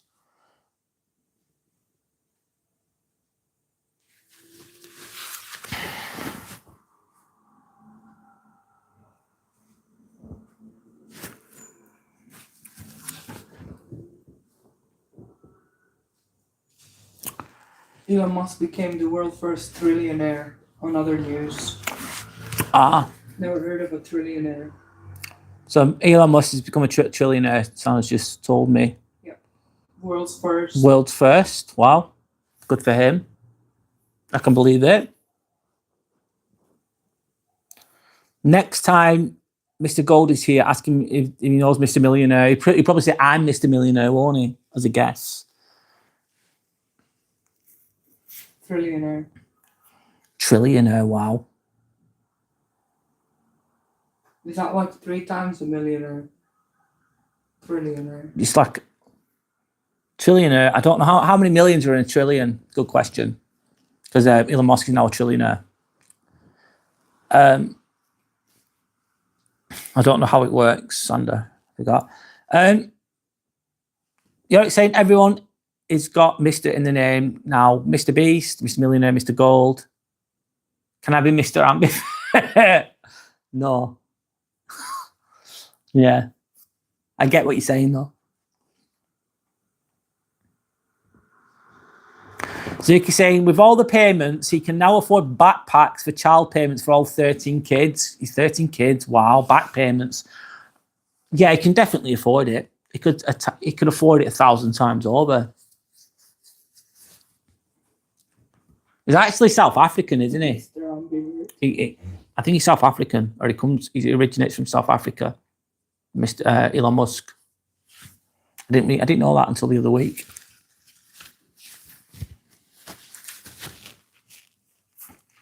So yeah, he's a trillionaire now. Crazy. I was going Mr. Worldwide. Wow. Sorry, my brain's on a vacation. It's all right, don't worry. Anything smart to say. You don't need to. You don't always have. Also, as well, all self-improvement things, all this growth things, and blah blah blah blah blah. Right? It's good. Don't get me wrong. Sometimes it's like, do you know what? I don't even want to grow today. I'm sick of bloody growing. Worldwide, no. Yeah, worldwide fucking bell end. Yeah.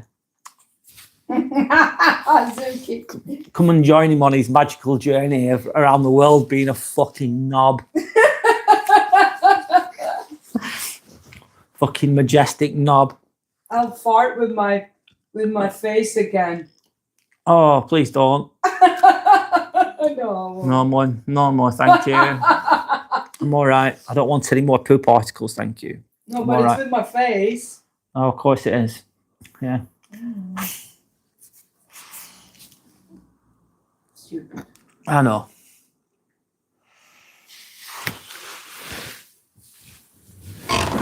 So yeah, God. I'm not talking about anything. It's not. You can't always be on self-improvement mode, always be on growth mode. It's not always possible. It's good to just be jokey. It's good to laugh. It's good to be silly. It's good to not take yourself so seriously all the time. No one gets out of here alive, do they? I'm paraphrasing someone else there, but it's very, very true. Yorick saying soon they're going to be a YouTuber called Mr. Knobhead, the way things are going. Mr. Knobhead might do well. Yeah.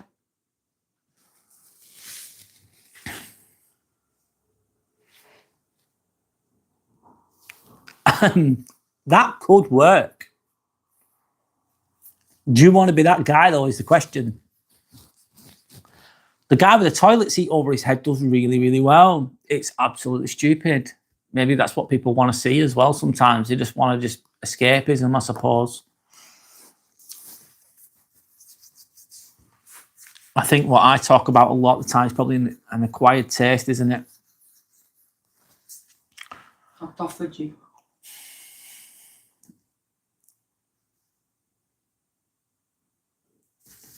Yeah, I'm experiencing autophagy now. I'm fasting. You're extending your lifespan. I'm extending lifespan. Autophagy Keep means yourself clean and yeah. Apparently. So you're saying, unfortunately, that guy mainly attracts people who crap on him, pun partially intended. Yeah, they're there just to put him down. They're there to say bad things about him. Yep. They're there to laugh at him. They're there to degrade. They're there to degrade him, basically. but he gets a lot of views and he gets a lot of he gets paid for it as well. But it's like, I don't know. I don't think I could personally do that. I wouldn't feel comfortable doing that, degrading myself like that. It wouldn't feel good. I think there's a price to pay. It doesn't come for free. It doesn't come for cheap. And there will be a payment required. Might not be financial payment, but like a mental, a cognitive price that you'll pay. Let's say that. It's my favourite picture of all time. Right, show me. Since I was a kid, I loved it. It's called Peach. So Sandra, why is this your favourite cookie? This is a Croatian cookie. What's it called? Breskvice. Okay, Brex, Victor. Why? Breskvice. Why do you like this? Change the topic. It tastes amazing. It tastes amazing. It's And what? filled with like this great cream, like rum and walnuts and stuff, but it's really nice. This is a Croatian You sweet, can is make it? it yourself as well. Right. They're like little mini burgers. They're really nice. No, They do, kind of. they're like peaches, like a peach. That's Right. what they're called. They're called peaches. That's what that is. Peaches. Breskvice. Brex. Well, I can't say it. Anyways. Nice. They're nice. Okay. Very nice. Thank you. I shall put myself. What about this, Sanders? Sedavita, what's that? Cedevita is a powdery drink, orangey. There's different flavors. It's really nice. Yeah, it is nice. I agree. This would do well in the UK, by the way, but they don't sell it. Do well as well. Yeah. What? Not right. No, I'm fasting. It's really nice. I'm sure it is. Anyway, let me go back to the comments. Yorick's saying, yeah, I saw a guy on a skateboard lying down eating. Don't know if you. I saw a guy on a skateboard lying down. Don't know if you've seen him. No, I've not seen that guy lying on a skateboard. That is a great idea. I think it's different. And he put out positive messages lying on a skateboard. Different. Yeah, not a bad idea by the sounds of it, Yorick. Never seen that guy though. Yorick saying can't find them in the UK, Sander. No. Maybe I see them online if I can find them. Yeah, you can find them online. Yorick's asked me, I'm fasting. Yeah, I'm fasting right now. Until, what time is it now? Nearly 4. In a few hours. 4 or 5. I'll eat in a few hours. Yeah, I'm doing about 24 hours in total. But Mum sent you moussaka. I know, I've got moussaka. I'm going to eat that later. Yeah. And salad. No worries, Yorick. I get it. Brad. Yeah, I get it. It's all right, don't worry. Misspelled. It's all good.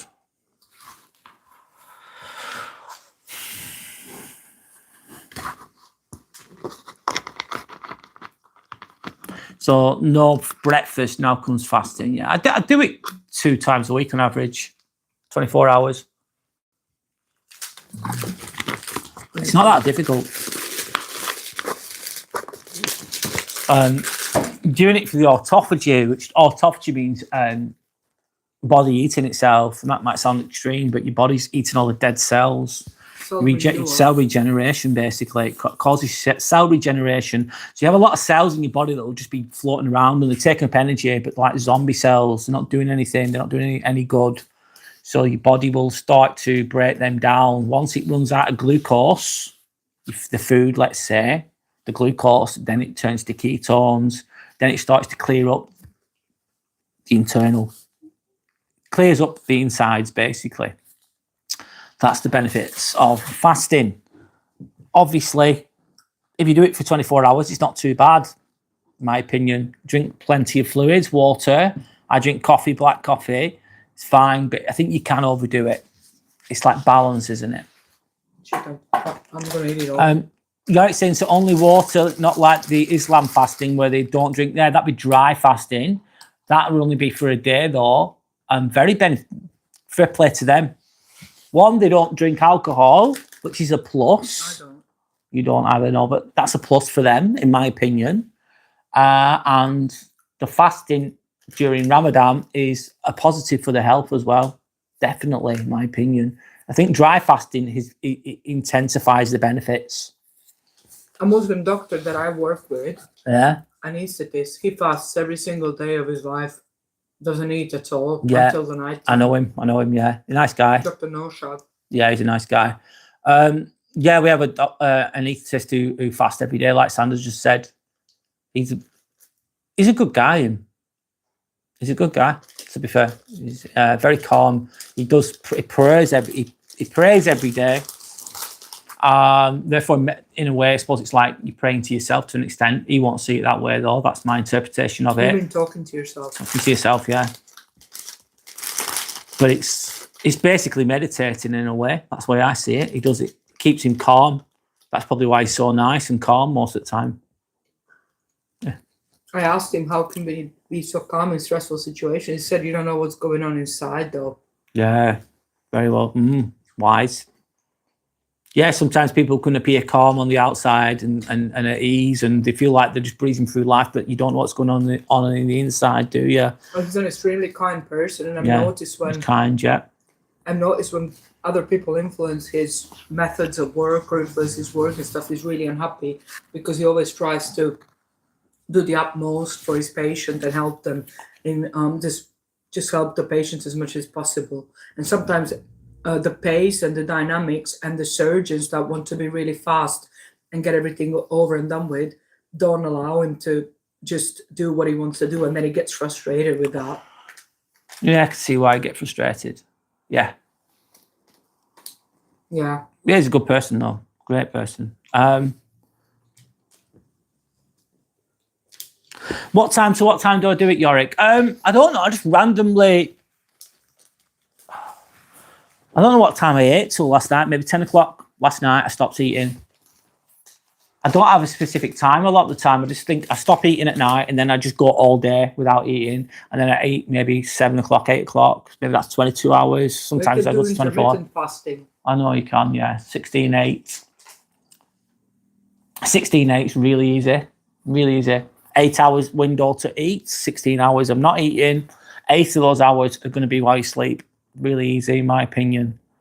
Like saying so only water, not like, all right, so you've already said that. But then you're missing out on proteins the body needs. If you fast for one day and then you eat well in the evening, you eat once and you eat a lot of protein, you're good.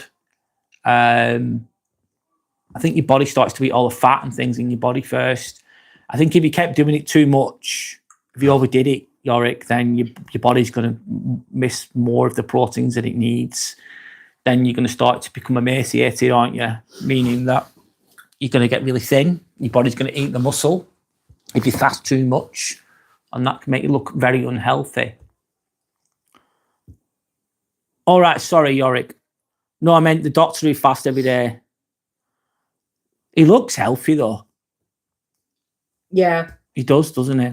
He looks healthy. I think he just fasts during the day and then he eats at the evening. Yeah, he eats it when he home. probably eats. Yeah, that's what I've been doing. He does it more than me, though, to be fair. Does it every day. It's easy done. Honestly, it's really easy. A lot of people might not agree with that, but I think it's easy. It gives your stomach a rest because your stomach's always burning. If you're eating 3 times a day, 4 times a day, whatever, your stomach is always working overtime. It's always breaking down that food. It's working. It never gets a rest. When you fast, you're giving your stomach a rest. That's the way I see it. I think it can be very beneficial to your health anyway. And it makes you feel good because your body's running on ketones, isn't it? And ketones is like your brain prefers ketone energy compared to glucose energy. It's like a cleaner energy. Just eating all the biscuits. Sandra's just eating all those sweets anyway, so there we go. she said, Sandra's gone, fuck you, Brad, with your fucking fasting. I'm just going to like completely devour the whole packet of those. Sorry, I was hungry. It's all right, you enjoy.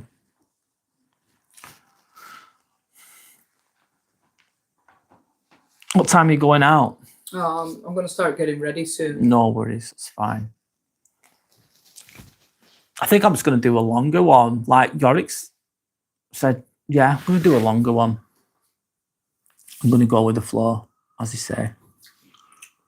She's tempting you with the food, yeah. That's what happens, mate. Sorry, Brad. It's all right. You've got the discipline not to have it. Used to not having it. It's all good. bit of Croatian water there for you, Rod. To be honest, I'm drinking Croatian water. It's all to me. It's just the same. Yeah, but if you drank from the tap, it won't be the same. It's much nicer. Yeah, you can drink the water here in Croatia, Yeah, by it's the way. lovely. Yes, you can. Another Tastes one, good. like in many countries, you think driving in England's bad, drive over here. Some right dickheads. I think it's like that in a lot of countries. Or if you think it's bad here, drive in Italy. Drive in Italy. You can though. literally die. It's so Yeah, bad. it's a very aggressive type of driving, isn't it? It is here, though, as well. Yeah. England's a lot more. I know there's a lot of bad drivers in England. Let's be real. There's accidents in England, but it's a lot more reserved. I don't think these people are bad drivers. They're feral. Feral, They're aggressive. wild. And the only way to survive in that situation is if you're driving. You have to be aggressive. If you're not aggressive back, you're going to get eaten. They're going to get bullied out the way. Yep. I suppose if you're in London, Yorick, you've got to be more aggressive because there's just so many cars. You've got to push yourself out there, I suppose. You've got to adapt to the situation. Type of thing.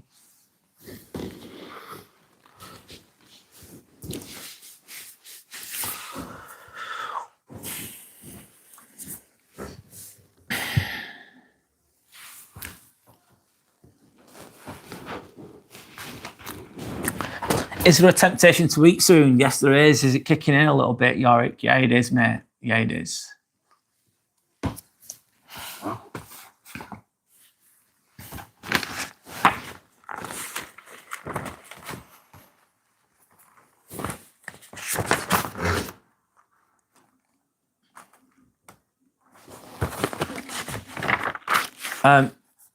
India is also hectic. They blow the horns there a lot. Yep. I've never been to India, Yorick, but I've heard about it and I've read it in books about how bad the driving is. And it is absolute. I think that's on another level bad. I think that might make Croatia and Italy look like nothing with regards to how hectic it can be.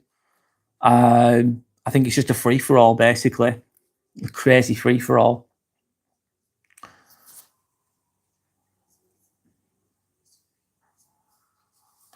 I can understand road rage, though. I really can. Because basically, you could die. I know a few people that have died from driving. I've known quite a lot of young people that aren't here anymore due to driving accidents. A lot of them were their own fault for a lot of people that died, but there's some that it wasn't their fault. So I can understand road rage. I can understand why people get pissed off. Because basically it's potentially your life that's on the line, isn't it?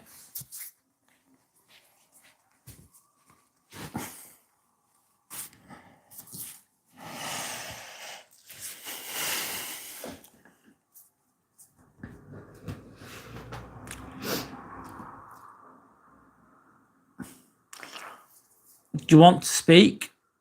About? I can interview if you want.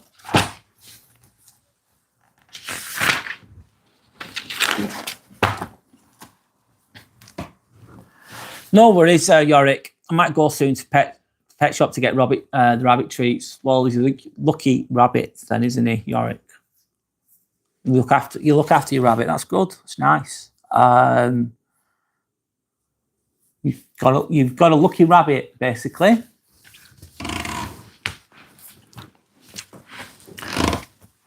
Do you want me to interview you? Not now. You're not now. That's fine. I don't have that much time. You don't need to. It's fine. I just wanted to tell you what happened with Toto. But not now. No, don't do it now. No, it's fine. Don't worry.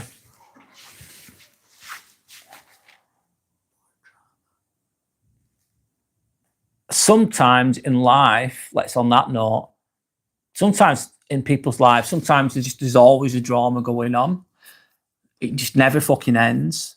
And when everything goes, some people can't stand the calm. They can't stand the silence. They always have to have something on the go. There always has to be some crazy shit happening. And some people, in my opinion, they're addicted to the dopamine, to the adrenaline of an argument. So instead of looking inward and solving the problems and looking and, you know, sorting their heads out, basically, they'll create conflict. Some people will create conflicts and they need a perpetrator. So they need to be the victim. And they need someone to argue with. Comfort in the chaos.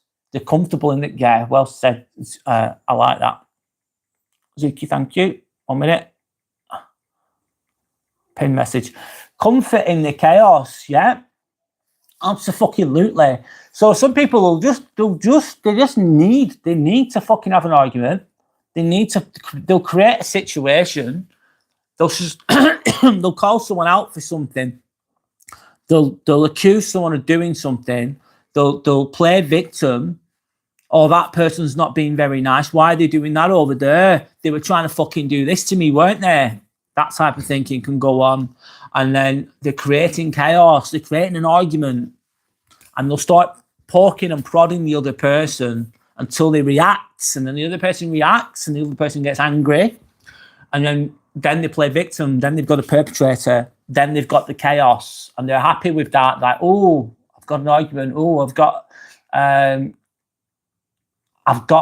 I'm enjoying this. And ideally what their ego wants to win the argument. Their ego wants to conquer that person in this chaos.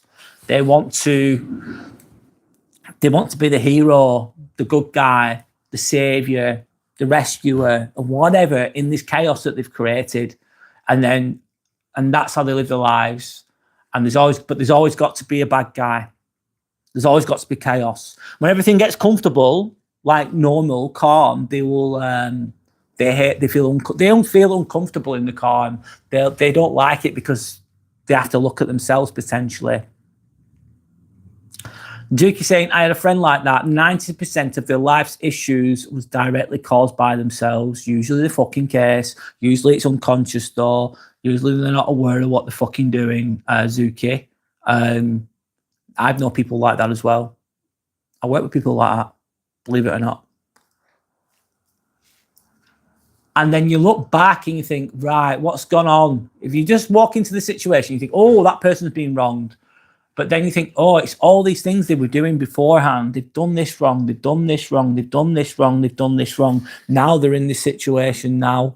It's like you've been fucking up all the way. You've created all this bullshit in your life. And they really don't want that to be solved. They just want it to continue. That's absolutely crazy. Can you change these people? Nope. You're not going to change them. I think as well, if you're dealing with a narcissist as well, a true narcissist, their comfort zone is arguing. Their comfort zone is disagreeing with people, isn't it? They're comfortable in that chaos. That's their comfort fucking zone, like Zuki's really well said. And you can't fight fire with fire. If you're dealing with a narcissistic person who's comfortable in this chaos that creates this chaos, that's their world, that's their comfort zone, that's where they like to be, that's where they love to be, that's where they live, mate. And even if you've coming back they've been wronged you, and you come back with something really good, whatever it is, you could have the best thing ever, say the best things ever to combat them. You're just playing their game. You're playing their game, and that's how they win in their minds. Even though it's not winning really, it's craziness. But in their minds, that's how that's what they want. That's where they want you. That's where they want to suck you into. What they don't like is they don't like you to be calm, emotionally unbothered, or at least appear to be emotionally unbothered. They don't like the silence. They fucking hate being ignored. Absolutely hate being ignored. So to take back your own power, it's just ignoring it, not getting sucked into the game and walking away from it the best you can. Not always easy, I know. I've met so many people that have caused so much shit themselves, Zuki. There's a lot of think about the population, think about the percentage of people. So many. And a lot of them, they're never accountable for what they're doing. They're never to be blamed for what they're doing, Zuki. It's not their fault in their heads. it's everyone else's fault, like the world owes them something, like the world's against them sometimes. That type of thinking, that type of mentality. Yeah.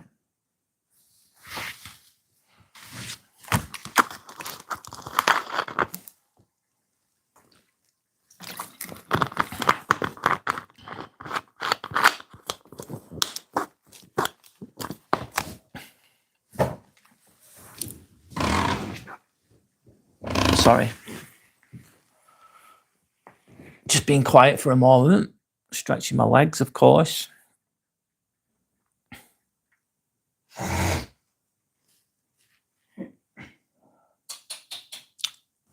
Just processing what happened with Toto. Can you speak vaguely about the situation? He was playing with kids after school, Okay. and he was meant to come to grandma's for lunch. Mm-hmm. And then when I got there, grandma was calling her to tell her, oh, he's not back home and the lunch is ready. And then she went, oh, I'm going to ring his friend because he's got a mobile phone and get him over. And I was like eating. I didn't even know what was going on. And then she called the friend, and the friend said, oh, he left 10 minutes ago. Don't know where he is. Mm. And then she called my mom and said, oh, he left 10 minutes ago, but he still hasn't arrived, basically, to yours. He left that group of friends, obviously. Right.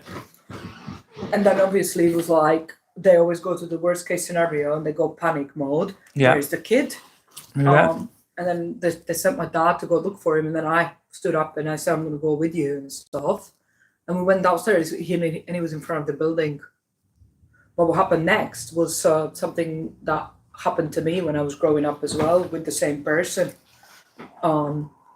She got him on the phone and he was yelling at him on loudspeaker, and he went, but we didn't agree on the time that when I'm supposed to be back, Mom. We didn't agree. He didn't say the exact time when I'm supposed to be back. And he was shouting that, and she just hung up on him, which I think is horrible. Yeah. And then I rang her and I said, why are you yelling at him? You didn't arrange a time, and I believe him, basically. You shouldn't yell at him like that. And then that was it, basically. Basically, you chastised. But how fucking horrible is to hang up on your own kid? Like, what's your emotional maturity level? Like, why would you do that to your child?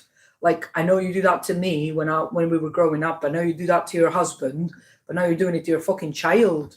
And then when I told her later, when I saw her, when I brought him home, because I brought him back home before I came back here, because his bag's really heavy as well. So I helped him cross the street and got him home.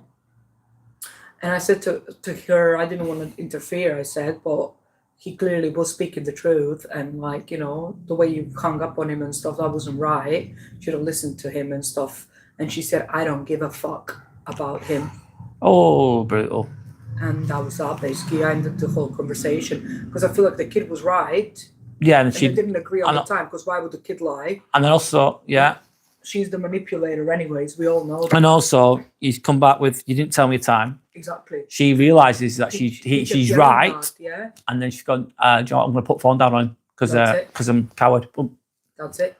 But so bad, like you're making your child believe that it's all his fault and nothing to do with you. Your fault. Gaslighting. I'm going to keep it, I'm going to gaslight you. I'm going to keep you really confused without this thing being resolved right then and there, like, and we discussing and me admitting I was wrong, and then that's it. Basically, I'm gonna leave you with that. I'm gonna create the chaos, and then I'm gonna make you feel guilty, and I'm gonna give a silent treatment. If you put the phone down on someone, it's basically silent treatment, isn't it? In a way, yeah. And then saying I don't give a fuck. It's bad. Yeah, so I'm gonna do what I want to do, and I don't give a fuck. Yeah. And basically. That's it. And also, the goalposts are here. The goalposts are there. And you're going for those goalposts. And then you go to shoot. Oh, they've been moved. You can't fucking score. You can't get it right. I just feel bad for the kid, because I feel like that's going to leave consequences on him growing up. Yeah, it will do. And that's going to be her, basically, and that's it. Yeah. And that's when history repeats itself. That's where you don't work on yourself, and then you have children, and then you do the exact same things that you always been doing with everybody else, and then that you repeat in that pattern. Your trauma basically is getting, And that's generational trauma. Yeah. 101. It's getting Yep. transferred to the kid. And I said to the kid, actually, maybe I was a bit toxic there. I said, your mom's a drama queen. Just tell her you're a drama queen. I said, hanging up on you, that's drama queen behavior. I said. Well, that's firing Probably back not a the bit. best thing to say, but I was a bit annoyed as well, obviously. And if you're a kid, you're 7, 8 years old or whatever you are. 9. You can't. You're stuck in that dynamic, You're aren't not you? going to understand it. If you're a kid at 9, you're going to internalize it. You're not going to understand why she's doing what she's doing. No. It's impossible. You're going to internalize it and say, oh, it's my fault. That's my fault. I'm to blame. I've done something wrong. And that can end up with you turning into a people pleaser, potentially. No shit. I think he already is. Try to appease the people that are, I think he already is. Yeah.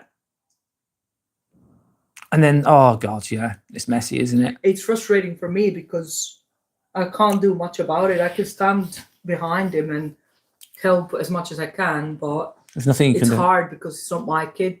I can influence it a little bit, but yeah. Probably can't influence it that much because you're not in that situation, basically. Yeah. And that's going to play out all day, every day. That's it. While you're not there, which is going to be most of the time, like 99% of the time. I just think it's insane. That's all I think about that. What happens is you grow older and then you start to learn eventually through the suffering. Hopefully. It's not easy, is it?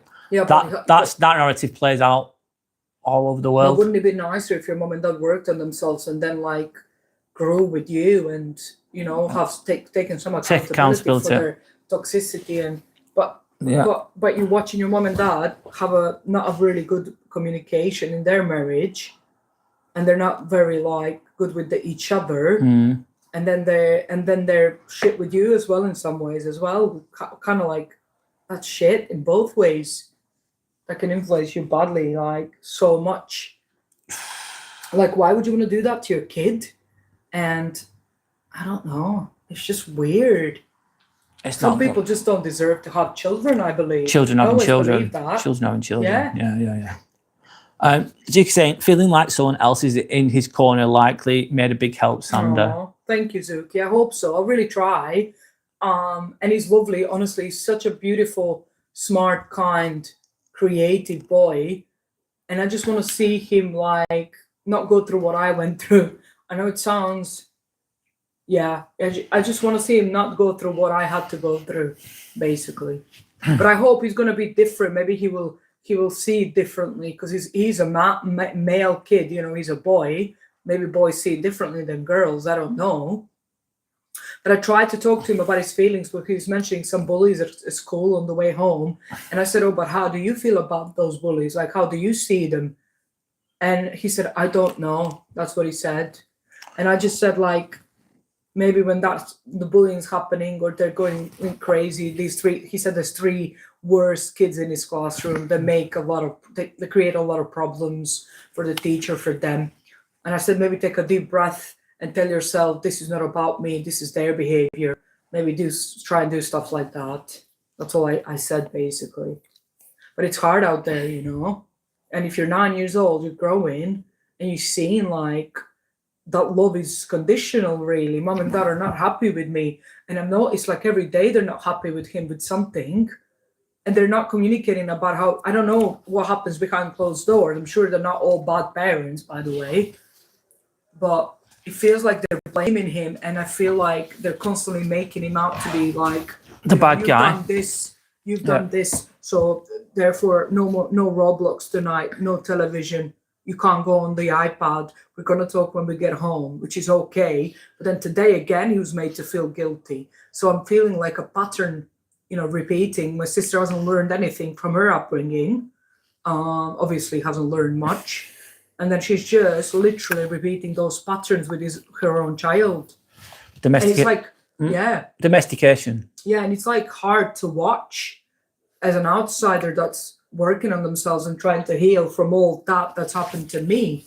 It's hard to watch things unfold right in front of me towards this child that's 9 years old, like my nephew. If that makes sense. It's quite painful to watch, if I'm honest. And I'm trying my best to help him as much. The small amount of time I'm here, and the small amount of time that I get to spend with him, I try my best to kind of like tell him he's kind, smart, and I try to be like stable. I try to be that stable person for him. I try to, anyways, like to somebody that's not gonna turn on him emotionally. That's not going to blackmail him or manipulate him or gaslight him. That's what I try to be for him, basically. Yeah. So maybe that little thing, maybe that helps, in the long run. I hope. One can only hope, So yeah. Yes. Sorry for ranting on, by the way. It was just something that happened today. So you can see, like, I just went home for lunch.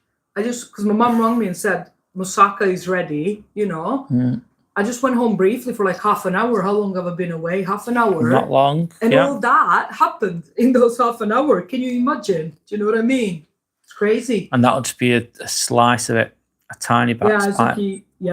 Tiny portion. Zuki says, I wish someone was there for me at home.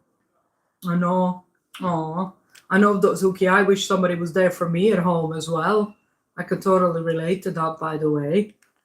We can be on here the best we can for you on here. And it's true, Zuki. Gut instinct for the child is that their parent must be right because they hear the parent always knows best. Yeah. At this age, he doesn't know any better. It's just that's his world. That's his parents. That's his protectors. They feed him. They clothe him. They help him, in everything. Probably they're good in that way, I'm sure, But emotionally, honestly, Zuki, when you see them as a couple, they argue. They're arguing in front of Bradley. They're arguing in front of my mom and dad. They're arguing in front of me. And I must say, it makes me really uncomfortable, Zuki. But that's just their dynamics. So if they argue in front of us publicly, imagine what goes on behind closed doors. Yeah. And this kid is witnessing all this dysfunction. Absorbing. Yeah. And absorbing it. Because obviously he's going to. So yeah. That's the reality of life. It's just like crazy to me because I've been through a lot of shit with my own parents and my brother and sister, whatever, that family dynamics when I was growing up. And it's just crazy to me to see it all unfold again in a bit of a different way as well. A lot of the toxicity and a lot of dysfunction is there, basically. Yeah. So, yeah. And it becomes normalized. Yeah. Yeah. That's it. Nobody challenging it because they're also dysfunctional. And even if he tried to challenge it at 9 years old, you'd be fucked. Good luck with that. If you're the kid in that situation, you're controlled even more then. It's not until you get older and become more independent that you can actually break away from it. That's true. It's shit. It's not fair. No, it's not fair. I suppose that's where the lessons are, though. Yeah. It's shit, though. Is it easy being a human? Nope. I just wonder how he's going to channel it when he's older, like teen, preteen. How is he going to like rebel against it or channel? He will rebel. Yeah, definitely. He'll do it. He'll do it imperfectly. Definitely. Yeah. And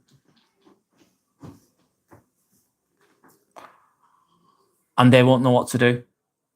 They already don't know what to do, Bradley. Yeah, but they won't know when he starts rebelling, even more so, and then they'll double down on the thingy. What they're called on their strategies, toxic strategies, parenting strategies. They will double down on it, but he'll rebel more. You're meant to rebel as a teenager, though. It's a good thing. Yeah, it is. It might not manifest perfectly because you'll do it in a messy way because you don't know what the fuck you're doing. But you're meant to become independent, and that part of being independent is being rebellious. Yeah, true. You need to.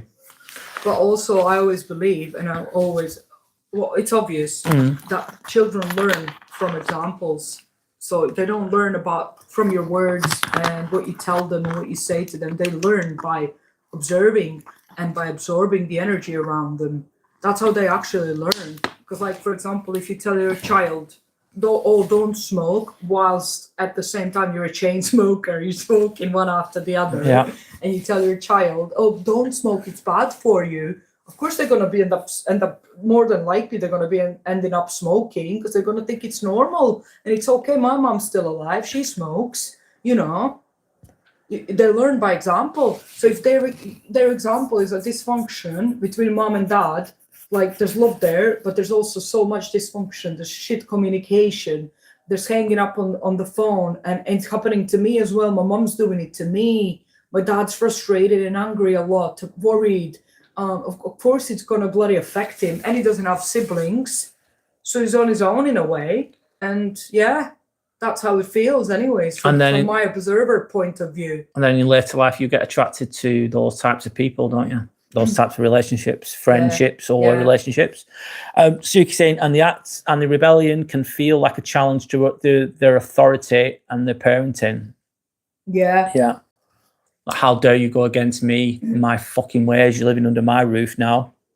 Oh, 100%. It will pose as a, you know, for them too, knowing them with their egos, and their need to be the best at this and that. That's definitely going to go against them, and their authority. And their need I'm never wrong. I'm always wrong. right. Yeah. See, today, like, she couldn't admit that she could have said something like, yeah, you know, thanks for pointing that out. We probably haven't communicated this really well. That's okay if you relate today, but I'm going to make sure to communicate better with you. That's giving the child the space to feel safe. Yeah. And it's going to make him feel like he's respected, and he's trusted and believed, isn't it? I believe you. I probably haven't communicated this in the best way. So tomorrow, I'm going to specifically tell you when to come home to grandma's for lunch after school. You know, you can stay and play a little bit, but then come back home at such a time. And he will be there, trust me, because I notice he's very obedient towards his parents. That's because they're so controlling as well. Yeah. And he's trying to please them. I've noticed that too. I see a bit of myself in him, to be honest. So yeah. Yeah. Sorry about the rant, guys. It's fine, Thanks for giving me the space to express this, by the way. It's okay. You go I appreciate it, Brad right. and Zuki. Thank you so much. It's all right. It's good. Thanks for... It's good stuff. It's a good lesson in there, isn't it? Yeah. It's a good lesson in there. It's very well articulated too. So that's comfort in the chaos, I suppose. Comfort in the chaos, kind of, yeah. Yeah, it's good.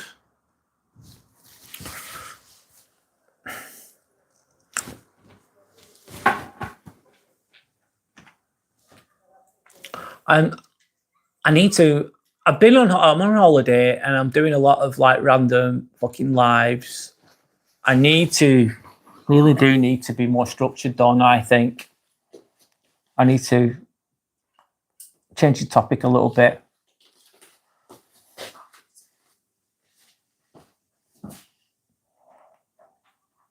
Zuki saying, sounded relatable to my inner child, for certain, and current self to a degree. Yeah, Zuki completely gets it. Thanks for understanding. Sure, she definitely gets it. Thank you for the understanding. I think she's living through it right now. Yeah, in a way. I still am Zuki in a lot of ways. Yeah, even though Sandra's moved away, she's got her own place. She's done therapy. She's worked on herself. I come back and then I see all that, and it really affects me, Zuki. So yeah, definitely does. So it never really truly goes away, I suppose. We deal with it better. You become stronger and deal with it better. You improve your situation, your circumstances. But again, it just takes time. Yeah. And even if you've got all, I'll always say this: you'll have all the knowledge, you'll have all the wisdom, and you'll have applied it. But some days you forget, so you feel like you're defeated. Some days you feel like giving up. Some days. But all I can say is what? All I can say is in that healing process is you have to give yourself a lot of grace, and that healing really isn't linear. So you'll have ups and you'll have downs, and you know it'll feel like you've not reached any progress at all on certain days. But like, just try and love yourself the best way you can. Meaning, put yourself first.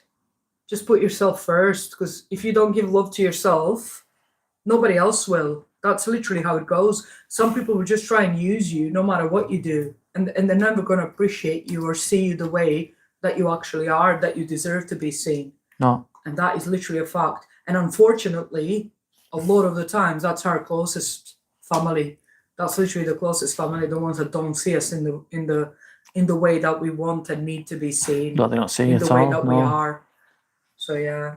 So fuck them all sometimes. Sorry for swearing. But you have to say that to yourself and just do you, basically. You Yeah. have to do you, man. Yeah. As you saying, going through it right now, let's say, and realizing the behaviors makes you identify it happening in others, but yeah, it can certainly be triggering, should I say. Definitely can be triggering, Zuki. Absolutely. Yeah. That's absolutely correct. But we also have to know that everybody, even my nephew that's 9 years old and precious right now, he's got his own journey as well. We're all on our own journey, basically. And I always believe in like emotionally supporting people if you can provide that for somebody. It's very rewarding, Zuki.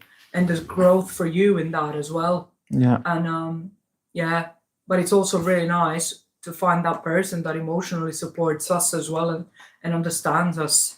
So it's as equally as important, basically.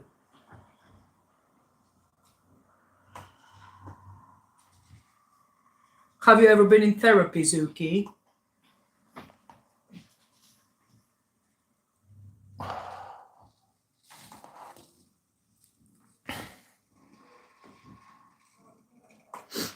My mom talking, looking at me, being in the same house, even is trigger itself. Wow.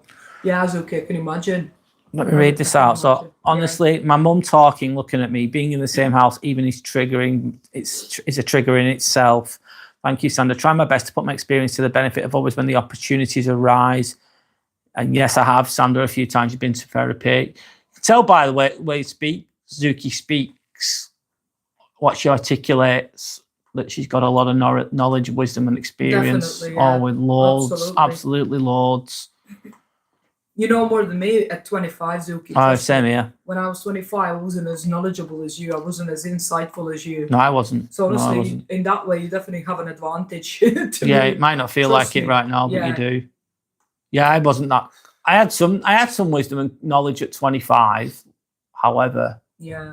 I've still had a long way to go at that age, me personally. I was stuck in that household, Zuki, at the same age as you. At 25, I was still living with them, and I was still under their rules, if you will. And I depended on them in many ways, by the way, Zuki. So I totally understand how you feel, and I know it must be really hard, and it must feel very kind of defeatist situation, like you're not winning. That's how it probably feels. But trust me, your time will come. You really will come. For me, it came, so I'm sure it'll happen for you as well. That time is going to come, Zuki. Yeah, absolutely.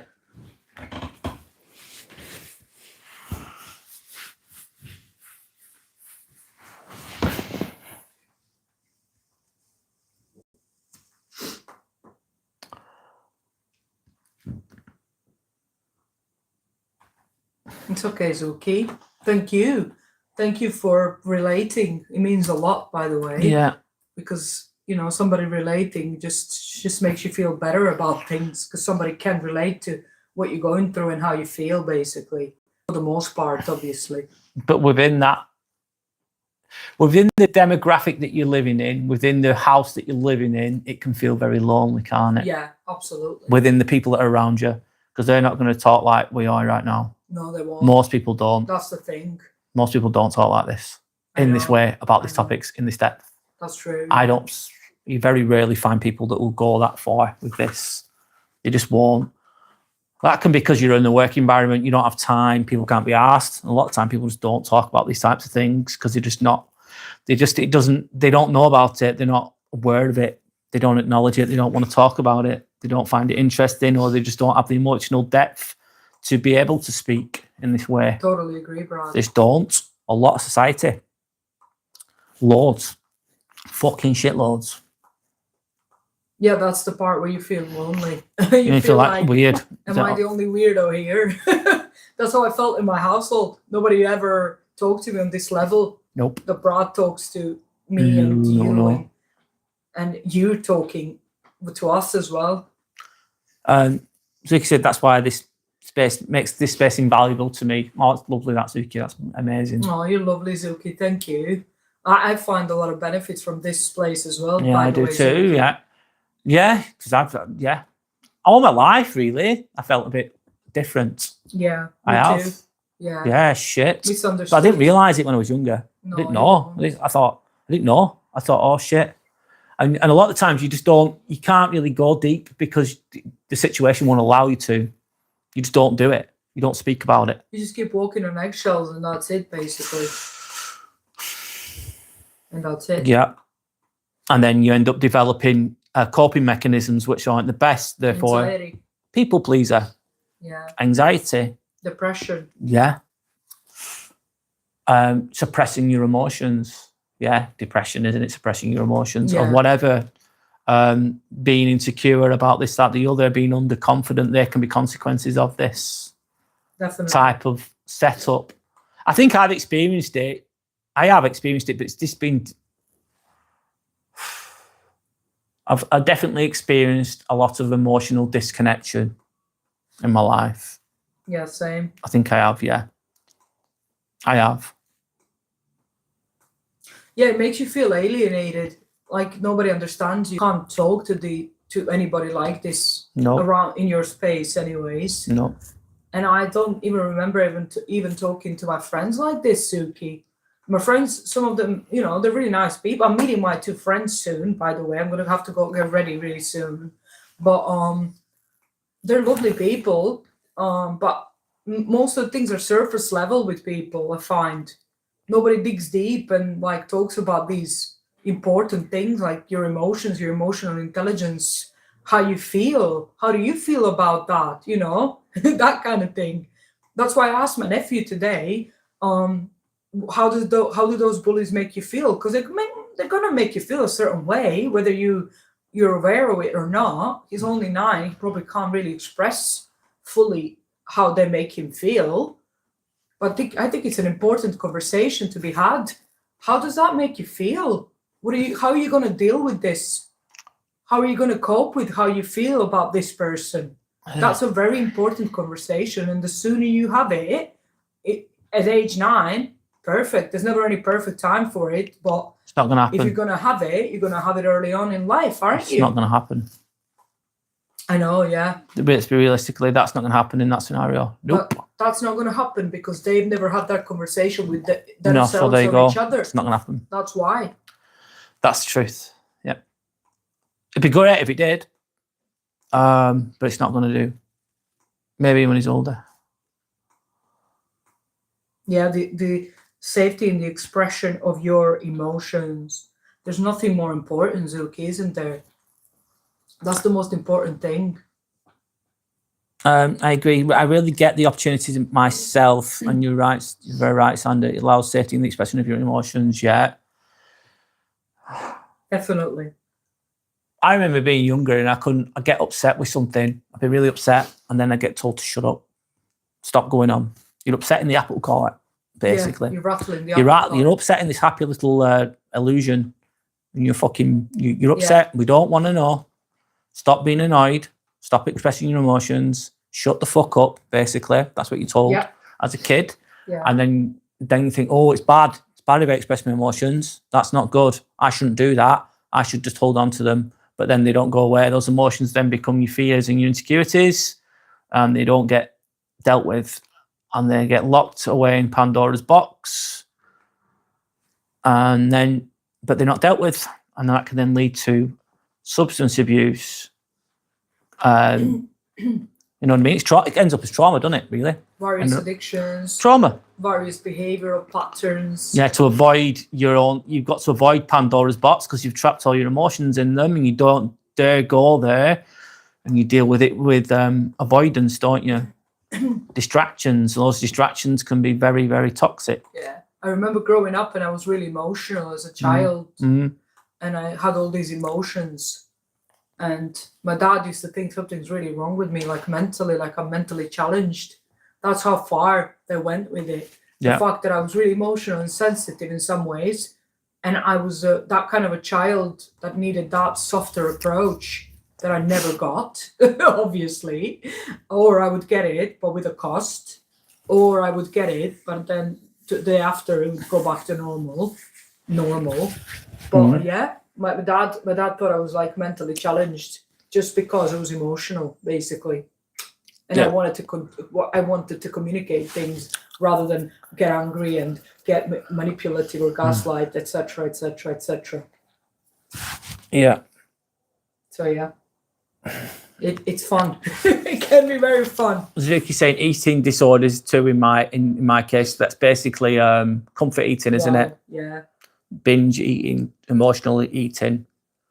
Yeah, that's a coping mechanism to the negativity, isn't it? Finding comfort in the food, something that you can trust. It tastes good, it feels good in the moment. But obviously, if it's done too much, it can be bad for you potentially. Yep. That's like a coping mechanism, isn't it? Yeah, I can relate to that, Zuki, as well.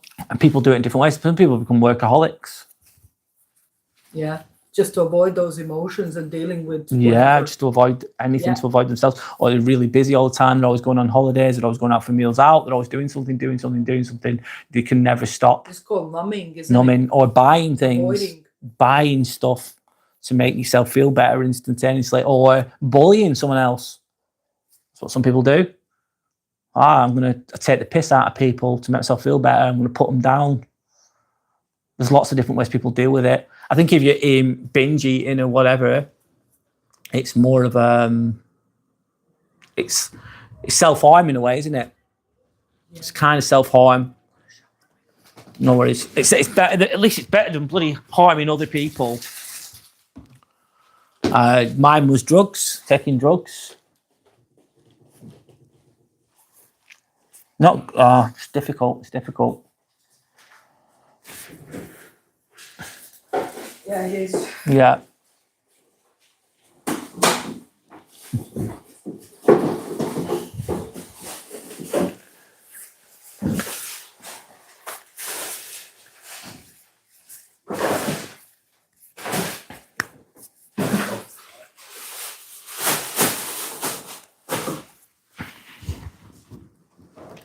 Sorry, I want to shower. You do, that's fine. I need to eat, actually. I'm going to eat soon, guys. I need to eat. I'm going to put some relaxing music. I'm doing these lives at a very long way at the moment. I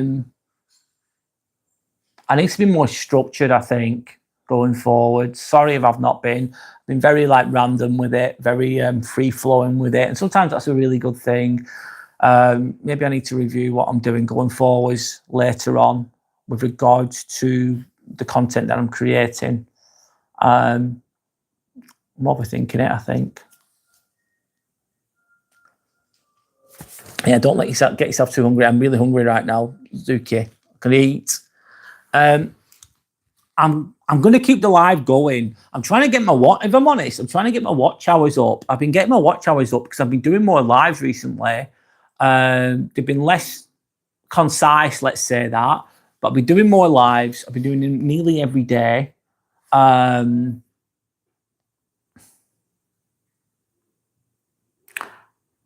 I'm trying to get my watch hours up. Why am I trying to get my watch hours up? It's so big, so I can become monetized. I'm trying to become monetized as well, if I'm honest, while still trying to be genuine at the same time. It's just difficult getting there, but I'll get there eventually. I'm going to put some relaxing music on. I'm going to go and eat. I'm going to take this off. I'll be back soon if you're still here. If you're not, don't worry about it. It's all good. Going with the flow, as they say. What's I going to say?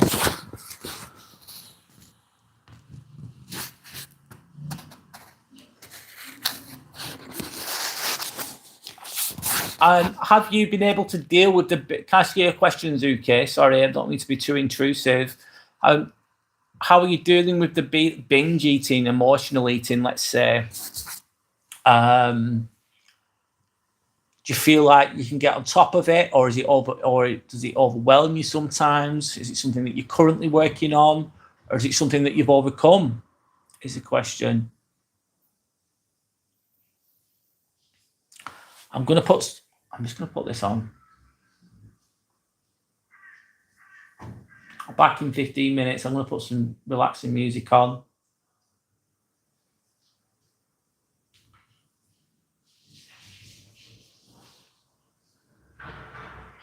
I'm gonna eat, and I'm gonna come back.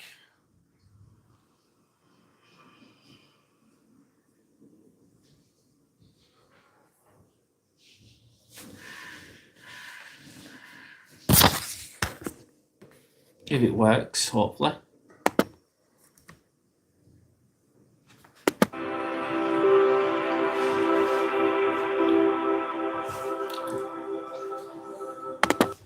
One moment, I'll answer that first. Right, so you keep saying it does overwhelm me at times. Definitely working on it. But geographically speaking, I'm so remote. I can't order food in myself, etc. Or you feel like you're in the middle of nowhere, basically living in the middle of nowhere.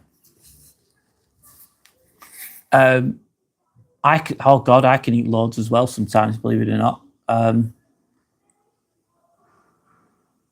You don't have the option to be able to overeat. That's probably a good thing then, isn't it? Oh God, sometimes I'll eat loads of crap and then I just feel horrible after it, Zuki. But at the time I enjoy it. It's difficult sometimes. What's it like living remotely? I bet it can feel very isolating at times. But which I guess is helpful, but the compulsion is still there. Because the hole's still there. The hole in your heart, or whatever, the hole in the soul, the hole in the heart, whatever you want to call it. Are you trying to fill it with food, basically? You're trying to fill it with something to make you feel better, something to make you feel good. It's another layer of isolation. Yeah, I get it.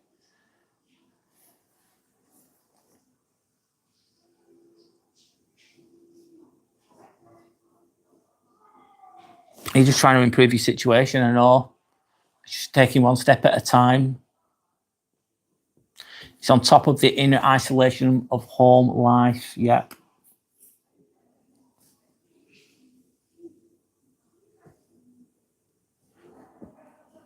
I'm gonna wait.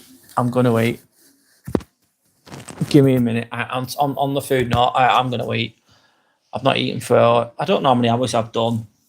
Probably about 20 hours, 21 hours, which is good enough. Thanks, Sasuke. Cheers. I was putting some relaxing music on while I do that.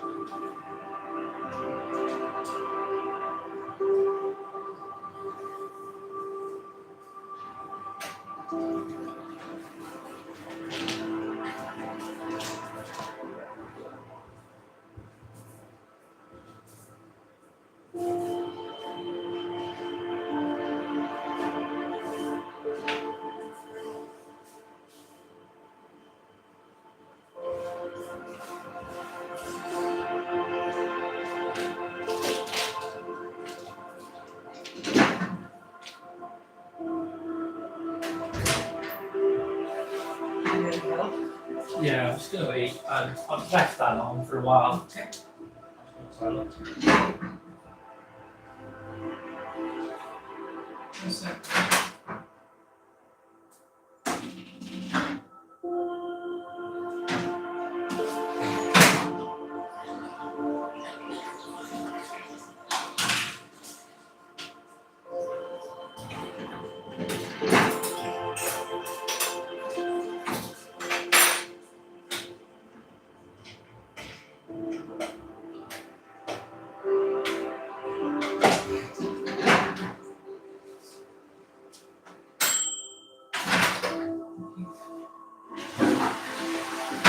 be okay, Brad.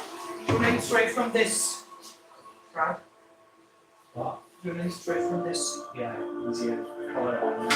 This is good. Just mix that. Mix it on. All right. Do it on. Perfect. I'll put in 3 pieces. Thanks.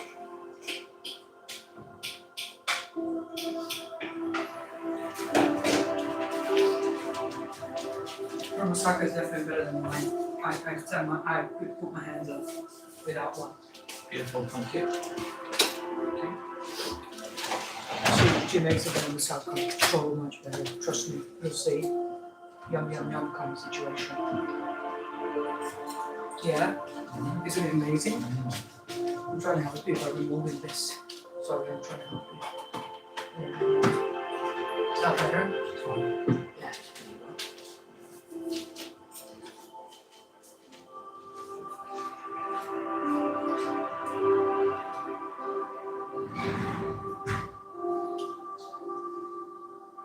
You good? Yeah.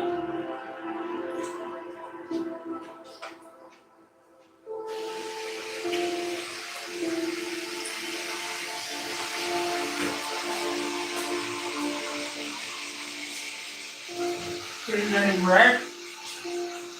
Red. Yeah. Cut it with your hand.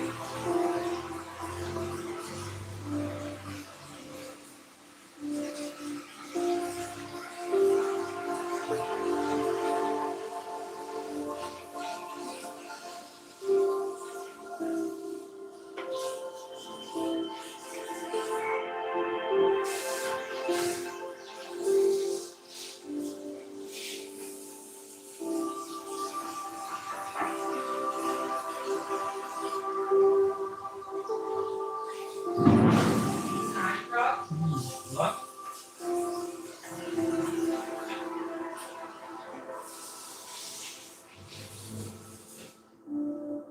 You got pistachio croissant as well. Yeah.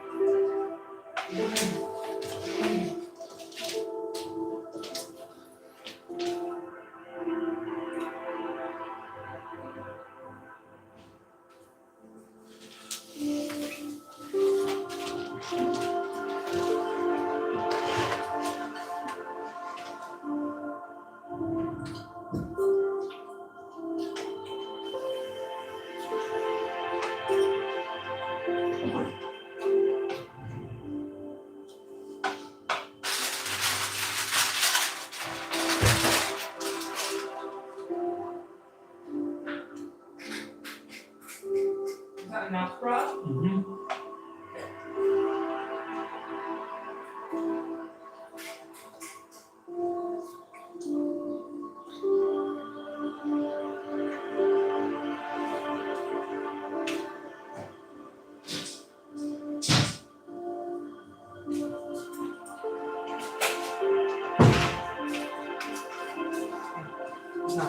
better than mine. It's like a definitely. Brad, can you do me a favour here? When you leave, close that window because I don't want to be seen. That window that's open for you, like, you know, just a little opening on the top. Please. No. Yeah. That one that's open. Because bugs are going to come. Close it. And close the curtain, yeah. Just open it up there. Close it. Turn the nose, yeah, and then open. And then close that. Yeah. You gotta be stronger than that with that. It's a bit shit. It's a bit shit. Okay. Just pull it. Yeah. Thank you. Fine.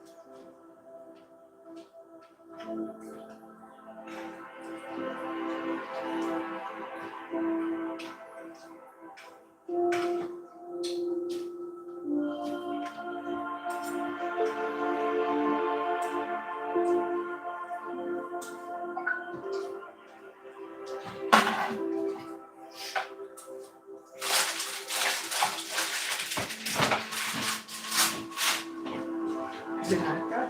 No, it's you.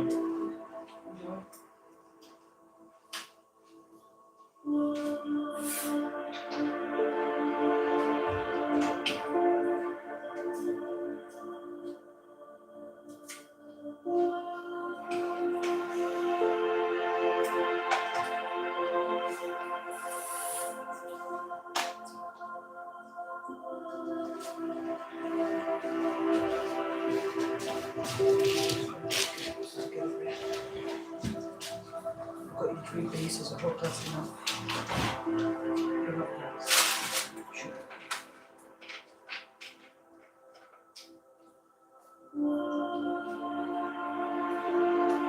What is it?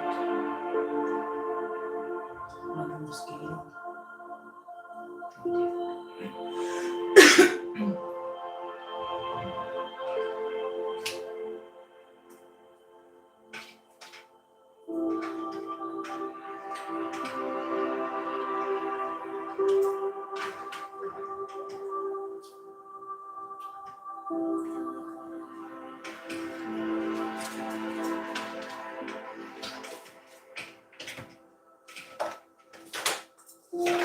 Right.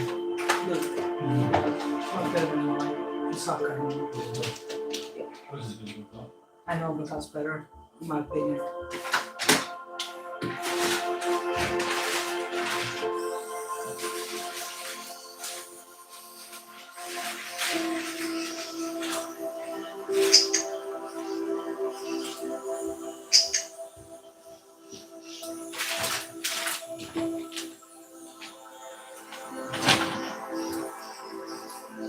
Be careful, yeah.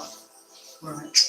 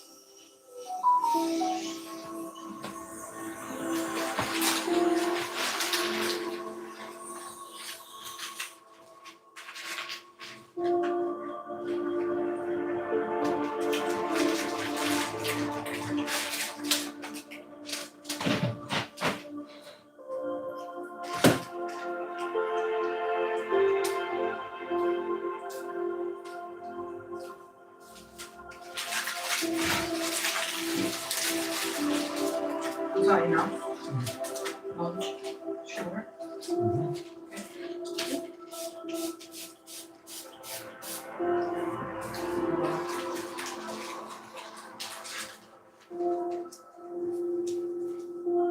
There's eggs as well.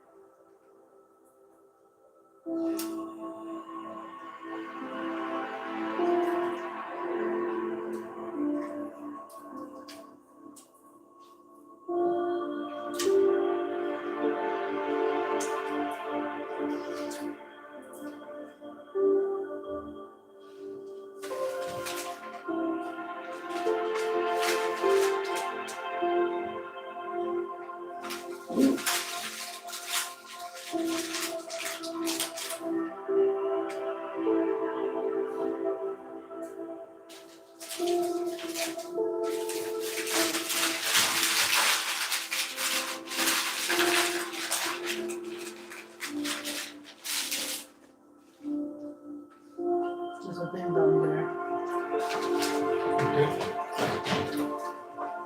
It's out there. There. Thanks. You want to bring this bread away? In the knife. Right. Yeah. You put the bread away in the knife, so. Thanks. Cheers.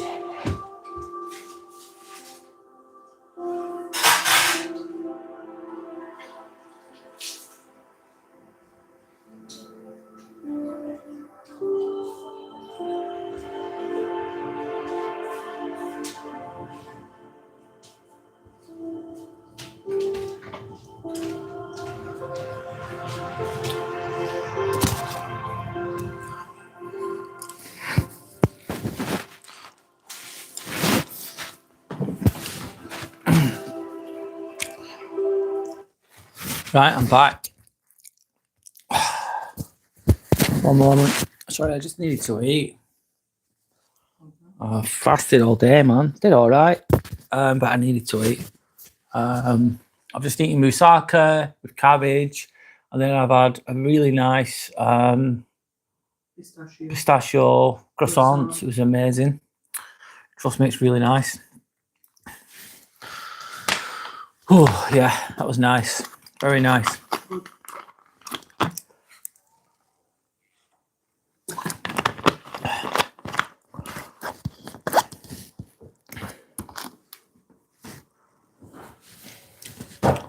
So let's just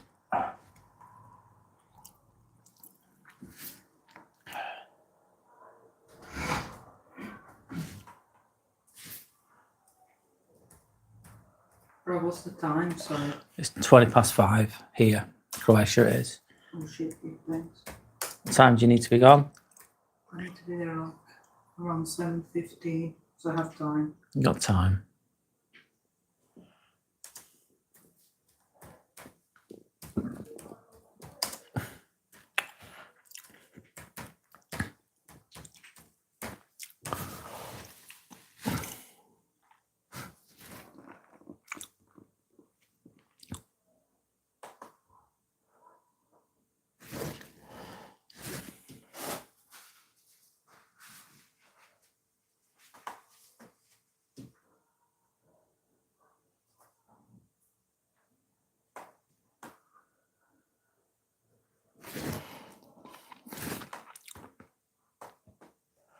Don't know what else to speak about now, guys. If I'm honest, I'm probably overdoing it, overdoing the length of the live.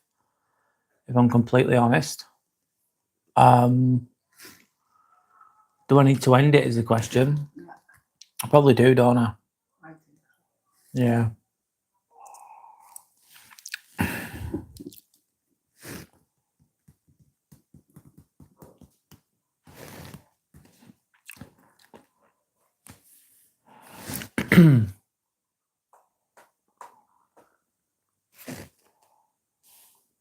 Yeah, I think I do. I think I'm doing too long, aren't I?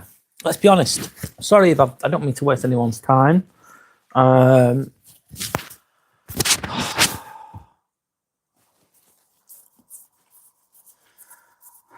need to be better though. I think I've done a lot of vlogs recently and they've been a bit long-winded and been a bit random. Sorry, I need to do something tomorrow. I'm going to call it a day, guys. I think this is enough.